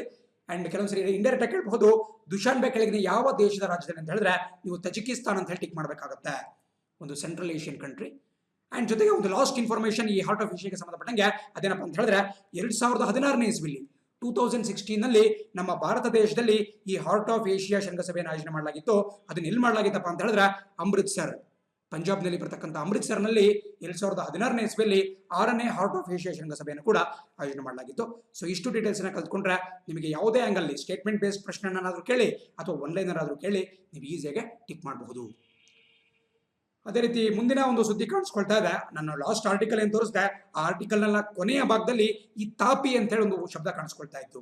ತಾಪಿ ಅಥವಾ ತಪತಿ ಅಂತ ಹೇಳಿದ್ರೆ ನಿಮಗೆ ಭಾರತದಲ್ಲಿ ಬರ್ತಕ್ಕಂತಹ ಒಂದು ನದಿ ಅಂತ ಅನ್ಸುತ್ತೆ. ಬಟ್ ಆ ತಾಪಿ ಬಗ್ಗೆ ನಾನು ಮಾತಾಡ್ತಾ ಇಲ್ಲ, ಬದಲಾಗಿ ತಾಪಿ ಪೈಪ್ಲೈನ್ ಬಗ್ಗೆ ಮಾತನಾಡ್ತಾ ಇರ್ತಕ್ಕಂಥದ್ದು. ತಾಪಿ ಪೈಪ್ಲೈನ್ ಅಥವಾ ಅದನ್ನ ಟ್ರಾನ್ಸ್ ಅಫ್ಘಾನಿಸ್ತಾನ್ ಪೈಪ್ಲೈನ್ ಅಂತ ಕೂಡ ಕರಿತೀವಿ. ದಯವಿಟ್ಟು ನಿಮ್ಮ ನೋಟ್ಸ್ ನೋಟ್ ಡೌನ್ ಮಾಡ್ಕೊಳ್ಳಿ. ತಾಪಿ ಪೈಪ್ಲೈನ್ ಅಥವಾ ಟ್ರಾನ್ಸ್ ಅಫ್ಘಾನಿಸ್ತಾನ್ ಪೈಪ್ಲೈನ್ ಅಂತ ಹೇಳಿ. ಟ್ರಾನ್ಸ್ ಅಂತ ಹೇಳಿದ್ರೆ ವಿಸ್ತಾರವಾಗಿ ಅಂತ ಹೇಳಿದ್ರೆ ಆ ಒಂದು ದೇಶವನ್ನು ಹಾದು ಹೋಗ್ತಕ್ಕಂಥದ್ದು ಅಂತ ಹೇಳಿ. ಸೊ ತಾಪಿ ಫುಲ್ ಫಾರ್ಮ್ ದಯವಿಟ್ಟು ಬರ್ಕೊಳ್ಳಿ. ತಾಪಿ ಅಂದ್ರೆ ಬೇರೆ ಏನಿಲ್ಲ, 4 ಅಂದ್ರೆ ಈ ಒಂದು ಗ್ಯಾಸ್ ಪೈಪ್ಲೈನ್ ಏನು ಸಂಚರಿಸುತ್ತೆ, ಆ ಒಂದು ಪೈಪ್ಲೈನ್ ಅಳವಡಿಕೆ ಮಾಡ್ಕೊಂಡಿರ್ತಕ್ಕಂತಹ 4 ದೇಶಗಳ ಹೆಸರನ್ನ ಮಾತ್ರ ಅಲ್ಲಿ ಇಟ್ಟಿರ್ತಕ್ಕಂತಹದ್ದು. ಟಿ ಅಂತ ಹೇಳಿದ್ರೆ ತುರ್ಕ್ಮೆನಿಸ್ತಾನ್, ಎ ಅಂತ ಹೇಳಿದ್ರೆ ಅಫ್ಘಾನಿಸ್ತಾನ್, ಪಿ ಅಂತ ಹೇಳಿದ್ರೆ ಪಾಕಿಸ್ತಾನ್, ಅಂಡ್ ಲಾಸ್ಟ್ ಅಲ್ಲಿ ಐ ಅಂತ ಹೇಳಿದ್ರೆ ನಮ್ಮ Bharat, India. So Turkmenistan, Afghanistan, Pakistan India pipeline ಅಂತೇಳಿ ಒಂದು ಪ್ರಾಜೆಕ್ಟ್ ನ ಕರಿಬಹುದಾಗುತ್ತೆ. ಬಹಳ ಹಿಂದಿನ ಒಂದು ಕನಸಿದು, ಬಟ್ ಈಗಲೂ ಕೂಡ ಅಂಡರ್ ಕನ್ಸ್ಟ್ರಕ್ಷನ್ ಈ ಒಂದು ಪೈಪ್ಲೈನ್ಗೆ ಸಂಬಂಧಪಟ್ಟಂತ ಕಾಮಗಾರಿ ನಡೀತಾ ಇದೆ. ನಿಮಗೆ ಸ್ಥೂಲವಾಗಿ ಅದರ ಒಂದು ಉದ್ದೇಶವನ್ನು ಹೇಳ್ಬಿಡ್ತೀನಿ. ಪರೀಕ್ಷೆಯಲ್ಲಿ ಕೇಳ್ತಾರೆ, ತಾಪಿ ಪೈಪ್ಲೈನ್ ನಲ್ಲಿ ಯಾವ್ಯಾವ ದೇಶಗಳಿದ್ದಾವೆ, ಅದನ್ನ ಯಾವ ಉದ್ದೇಶಕ್ಕೆ ಬಳಸ್ಕೊಳ್ಳಾಗ್ತದೆ ಅಂತ ಪ್ರಶ್ನೆಯನ್ನು ಕೇಳಿದ್ರೆ ಸಿಂಪಲ್ ಆಗಿ ಏನ್ ಹೇಳ್ಬೇಕಪ್ಪ ಅಂತ ಹೇಳಿದ್ರೆ, ಏನು ತುರ್ಕ್ಮೇನಿಸ್ತಾನ್ ದೇಶ ಇದೆ, ಆ ತುರ್ಕ್ಮೇನಿಸ್ತಾನ್ ದೇಶದಲ್ಲಿ ಸಾಕಷ್ಟು ಅನಿಲ ಸಂಪತ್ತು ಇದೆ, ಸಾಕಷ್ಟು ತೈಲ ಸಿಗುತ್ತೆ. ಅದಕ್ಕಿಂತ ಹೆಚ್ಚಾಗಿ ಈ ನ್ಯಾಚುರಲ್ ಗ್ಯಾಸ್ ಸಿಗುತ್ತೆ. ನಾವು ಡಿಸ್ಕಸ್ ಮಾಡಿದ್ವಿ, ಈ ಭಾಗದಲ್ಲಿ ಕಾಣಿಸ್ತಾ ಇದೆ ನ್ಯಾಚುರಲ್ ಗ್ಯಾಸ್, ನೆನ್ನೆ ಕ್ಲಾಸಲ್ಲಿ ಕೂಡ ಡಿಸ್ಕಸ್ ಮಾಡಿದ್ದೇವೆ. ಸ್ವಾಭಾವಿಕ ಅನಿಲ ಅಂತ ನಾವೇನು ಕರಿತೀವಿ, ಇದನ್ನ ವಾಹನಗಳಲ್ಲಿ ಬಳಕೆ ಮಾಡಲಾಗುತ್ತೆ, ವಿದ್ಯುತ್ ಉತ್ಪಾದನೆ ಮಾಡ್ಲಿಕ್ಕೆ ಬಳಕೆ ಮಾಡಲಾಗುತ್ತೆ, ಬೇರೆ ಬೇರೆ ಉದ್ದೇಶಗಳಿಗೆ ಇಂಧನವಾಗಿ ಬಳಕೆ ಮಾಡಲಾಗುತ್ತೆ. As A source of fuel, as A fuel ಅದನ್ನ ಬಳಕೆ ಮಾಡಲಾಗುತ್ತೆ. ಸೊ ಈ ನ್ಯಾಚುರಲ್ ಗ್ಯಾಸ್ ನಿಮಗೇನು ತುರ್ಕ್ಮೇನಿಸ್ತಾನ್ ದೇಶದಲ್ಲಿ ಸಿಗುತ್ತೆ, ಅಲ್ಲಿಂದ ಭಾರತಕ್ಕೆ, ಅಲ್ಲಿಂದ ಅಫ್ಘಾನಿಸ್ತಾನ್, ಪಾಕಿಸ್ತಾನ್ ಮತ್ತು ಭಾರತ ಈ ಮೂರು ದೇಶಗಳಿಗೆ ಪೂರೈಕೆ ಮಾಡತಕ್ಕಂಥ ಒಂದು ಪ್ರಾಜೆಕ್ಟ್ಗೆ, ಒಂದು ಪೈಪ್ಲೈನ್ಗೆ ನಾವು ತಾಪಿ ಪೈಪ್ಲೈನ್ ಅಂತ ಕರಿತೀವಿ. ಸುಮಾರು 1800 ಕಿಲೋಮೀಟರ್ ಉದ್ದ ಇದೆ. ಇಲ್ಲಿ ಬರ್ಕೊಂಡಿಲ್ಲ ನಾನು, ಬಟ್ 1800 ಕಿಲೋಮೀಟರ್ಸ್ ಅಷ್ಟು ಉದ್ದವಾಗಿರ್ತಕ್ಕಂಥ ಒಂದು ಮಹತ್ವಾಕಾಂಕ್ಷೆಯ ಪ್ರಾಜೆಕ್ಟ್. ಇದಕ್ಕೆ ಈವನ್ ಅಮೆರಿಕ ಕೂಡ ಸಪೋರ್ಟ್ ಮಾಡ್ತಿದೆ. ಬಿಕಾಸ್ ಈ ಒಂದು ಪ್ರಾಜೆಕ್ಟ್ ಅನ್ನ ಅಳವಡಿಕೆ ಮಾಡ್ಕೊಳ್ಳೋದ್ರಿಂದ ಈ ದೇಶಗಳು, 4 ದೇಶಗಳು ರಷ್ಯಾದ ದೇಶದ ಮೇಲೆ ಒಂದು ಅವಲಂಬನೆ ಆಗೋದು ಕಮ್ಮಿ ಆಗುತ್ತೆ. Dependence on Russia can be minimised. So ಹಾಗಾಗಿ ಅಮೆರಿಕ ಕೂಡ ಅದಕ್ಕೆ ಸಪೋರ್ಟ್ ಮಾಡ್ತಿದೆ. ಸೊ ನಿಮ್ಮ ಪರೀಕ್ಷೆ ಮತ್ತೇನು ಕೇಳ್ಬೋದಪ್ಪ ಅಂತ ಹೇಳಿದ್ರೆ, ತುರ್ಕ್ಮೇನಿಸ್ತಾನದ ಯಾವ ಒಂದು ಗ್ಯಾಸ್ ಫೀಲ್ಡ್, ಯಾವ ಗ್ಯಾಸ್ ಉತ್ಪಾದನಾ ಘಟಕ, ಈ ಅನಿಲ ಘಟಕದಿಂದ ಈ ಒಂದು ಅನಿಲವನ್ನ ಹೊರತೆಗೆಯಲಾಗುತ್ತಪ್ಪ ಅಂತ ಹೇಳಿದ್ರೆ ಈ ಭಾಗದಲ್ಲಿ ಕಾಣಿಸ್ಕೊಳ್ತಾ ಇದೆ ಗ್ಯಾಲ್ಕಿಮಿಶ್ ಗ್ಯಾಸ್ ಫೀಲ್ಡ್. ದಯವಿಟ್ಟು ನೋಟ್ ಮಾಡ್ಕೊಳ್ಳಿ, ಒಂದು ರಷ್ಯನ್ ಹೆಸರಿದು ಗ್ಯಾಲ್ಕಿಮಿಶ್ ಗ್ಯಾಸ್ ಫೀಲ್ಡ್ ಅನ್ನುವಂತಹ ಒಂದು ಅನಿಲ ಸಿಗ್ತಕ್ಕಂತಹ ಘಟಕ ಏನಿದೆ, ಒಂದು ಸ್ಥಾವರ ಏನಿದೆ, ಅಲ್ಲಿಂದ ಇದನ್ನ ಉತ್ಪಾದನೆ ಅದನ್ನ ಹೊರತೆಗೆದ್ಬಿಟ್ಟು ಈ ದೇಶಗಳಿಗೆ ಕಳಿಸಲಾಗುತ್ತೆ. ಸೊ ಗ್ಯಾಲಿಮಿಶ್ ಬಹಳ ಪ್ರಮುಖವಾಗಿ, ಗ್ಯಾಲ್ಕಿಮಿಶ್ ಅಲ್ಲ, ಗ್ಯಾಲ್ಕಿಮಿಶ್ ಗ್ಯಾಸ್ ಫೀಲ್ಡ್, ಇದು ನಿಮಗೆ ಪ್ರಮುಖವಾಗಿ ಗೊತ್ತಿರಬೇಕಾಗುತ್ತೆ. ಇದು ತುರ್ಕ್ಮೇನಿಸ್ತಾನದಲ್ಲಿ ಬರುತ್ತೆ. ಅಂಡ್ ನಾನು ಆಗಲೇ ಹೇಳಿದ ಕೆಲವೊಂದು ರಾಜಧಾನಿಗಳ ಹೆಸರು ಬಹಳ ಇಂಪಾರ್ಟೆಂಟ್. ಸೊ ತುರ್ಕ್ಮೇನಿಸ್ತಾನದ ಕ್ಯಾಪಿಟಲ್ ಸಿಟಿ ಯಾವುದು? ನಾನಾಗಲೇ ನಿಮಗೆ ಡಿಸ್ಕಸ್ ಮಾಡ್ದ ದುಶಾನ್ಬೆ ತಜಿಕಿಸ್ತಾನದ ಕ್ಯಾಪಿಟಲ್ ಅಂತ ಹೇಳಿದೆ. ಅದೇ ರೀತಿ ನಿಮಗೆ ಉಜ್ಬೇಕಿಸ್ತಾನದ ಕ್ಯಾಪಿಟಲ್ ತಾಷ್ಕೆಂಟ್ ಅಂತ ಹೇಳಿದೆ.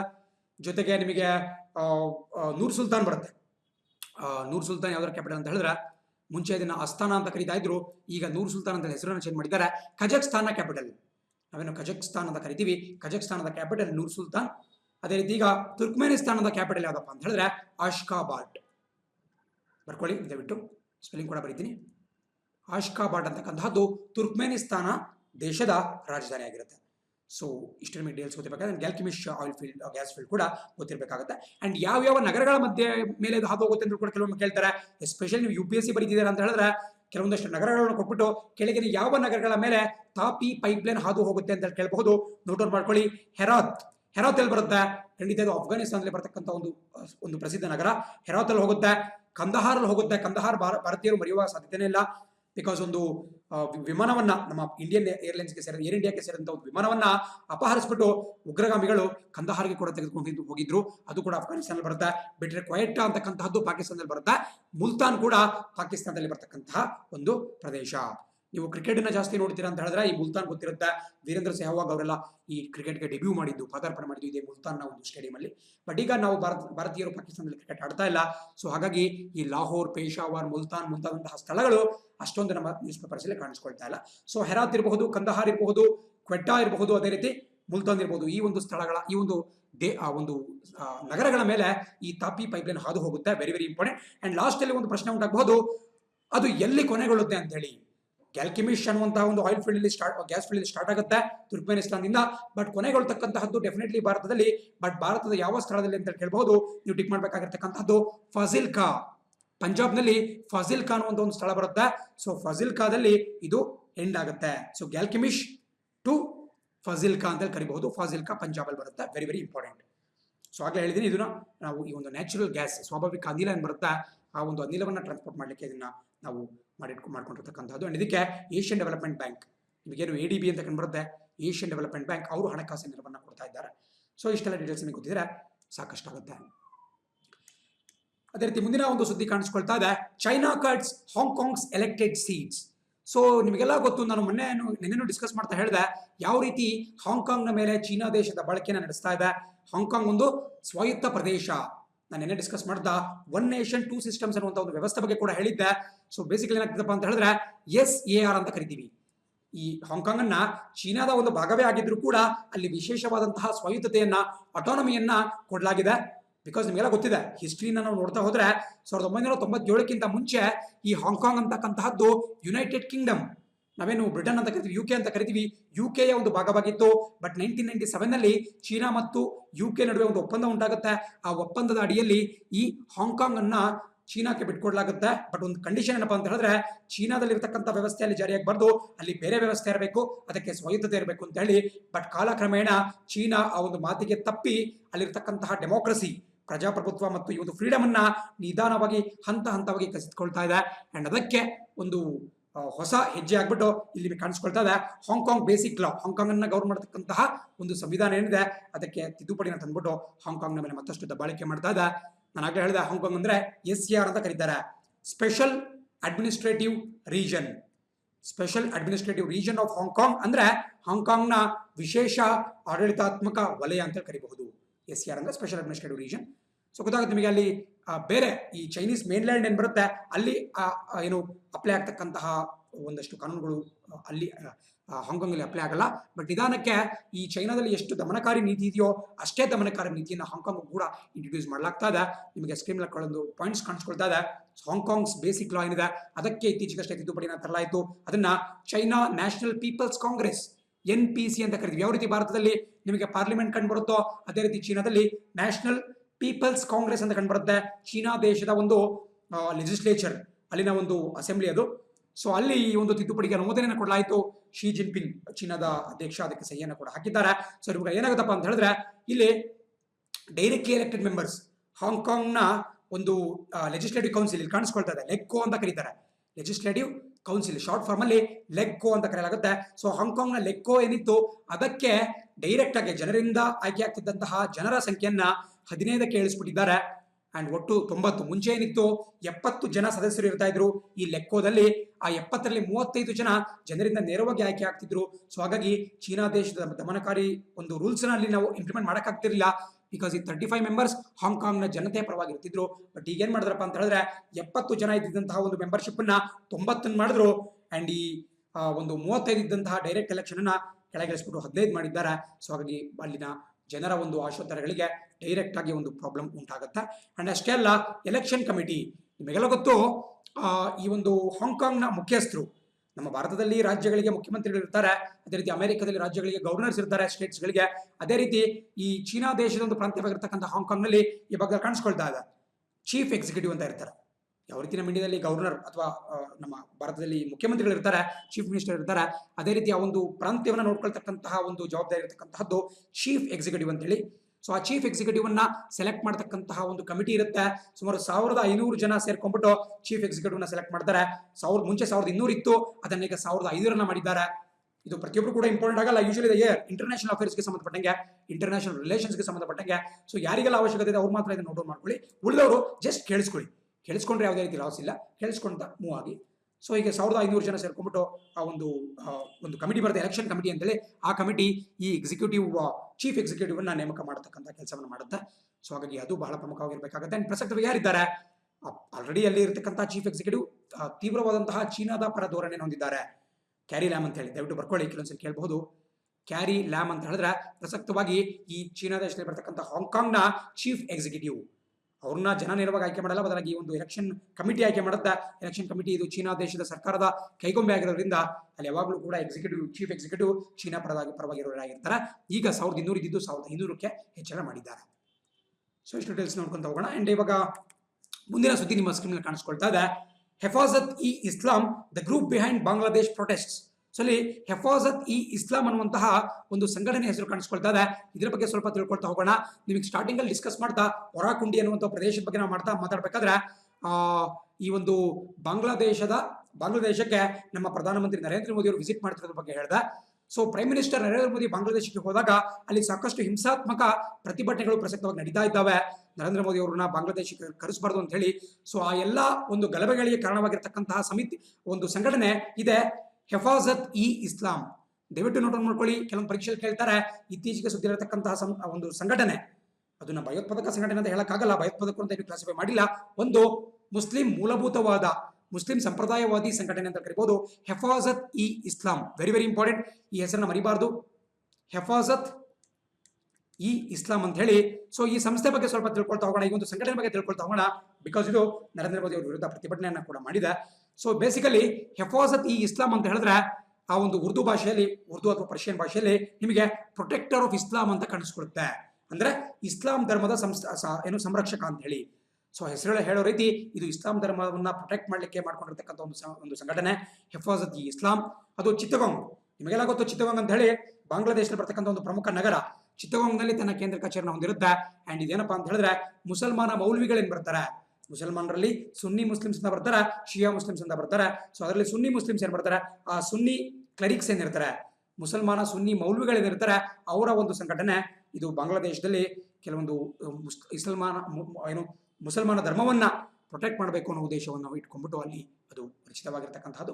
ಸೊ ಬೇರೆ ಬೇರೆ ಡೀಟೇಲ್ಸ್ ಕೂಡ ಸಿಕ್ಕಾಪಟ್ಟೆ ಬರುತ್ತೆ. ಅವರು ಯಾವ್ಯಾವ ಪ್ರೊಟೆಸ್ಟ್ ಅಲ್ಲಿ ತೊಡಗಿದ್ರು, ಯಾವ್ಯಾವ ಒಂದು ವಿಚಾರಗಳನ್ನ ಎತ್ಕೊಂಡಿದ್ದಾರೆ ಅಂತೇಳಿ 13 ಪಾಯಿಂಟ್ ಅಜೆಂಡಾ ಹೀಗೆ ಬೇರೆ ಬೇರೆ ಬರ್ತಾ ಹೋಗುತ್ತೆ. ನಮಗೆ ಪರೀಕ್ಷೆಯಲ್ಲಿ ಇಷ್ಟು ಮಾತ್ರ ಸಾಕು. ಹೆಫಾಜತ್ ಇ ಇಸ್ಲಾಂ ಅಂತ ಹೇಳಿದ್ರೆ ಬಾಂಗ್ಲಾದೇಶದ ಚಿತ್ತಗೋಂಗ್ ಮೂಲದ ಒಂದು ಮುಸಲ್ಮಾನ ಮೂಲಭೂತವಾದ ಸಂಘಟನೆ. ಆ ಸಂಘಟನೆ ನರೇಂದ್ರ ಮೋದಿ ಅವರ ವಿರುದ್ಧ ಪ್ರತಿಭಟನೆಯನ್ನು ಮಾಡಿ ಭಾರತೀಯ ಕೆಂಗಣ್ಣಿಗೆ ಗುರಿಯಾಗಿದೆ.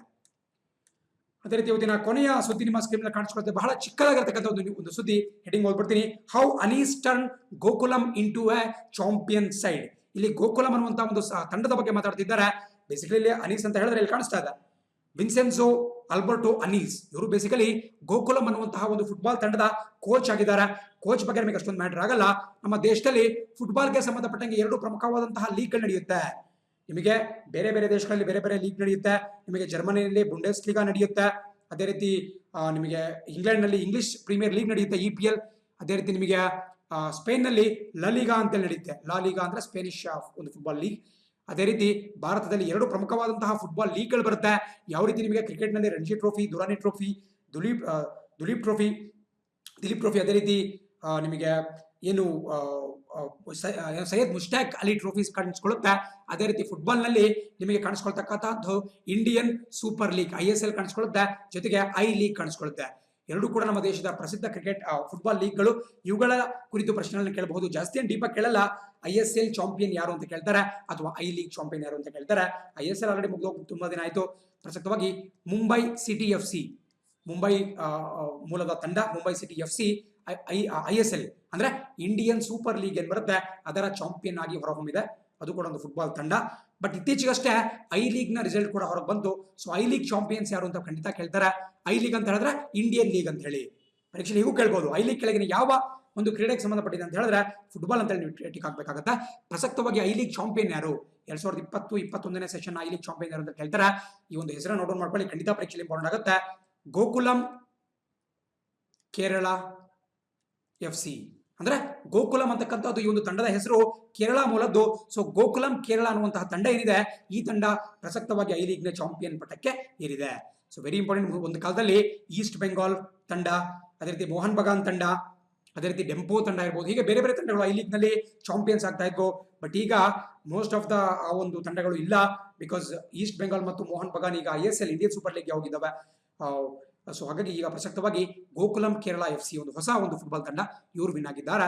ಪರೀಕ್ಷೆ ಕೇಳೋದು ಸ್ಪೆಷಲ್. ನೀವು ಯಾರಾದರೂ ಈ ಸೆಂಟ್ರಲ್ ಗೌರ್ಮೆಂಟ್ ಎಕ್ಸಾಮ್ಸ್ಗೆ ಪ್ರಿಪೇರ್ ಆಗ್ತೀರಾ, ಇಂಟೆಲಿಜೆನ್ಸ್ ಬ್ಯೂರೋ ಇರಬಹುದು, ಅಥವಾ ಇನ್ಯಾವುದೋ ಸ್ವಲ್ಪ ಟಫ್ ಸೆಂಟ್ರಲ್ ಗೌರ್ಮೆಂಟ್ ಎಕ್ಸಾಮ್ಸ್ಗೆ ಪ್ರಿಪೇರ್ ಆಗ್ತೀರಾ ಅಂತ ಹೇಳಿದ್ರೆ ಖಂಡಿತ ಇಂತಹ ಪ್ರಶ್ನೆಗಳು ಮೂಡಿ ಬರೋಕ್ಕೆ 100% ಚಾನ್ಸ್ ಇದೆ.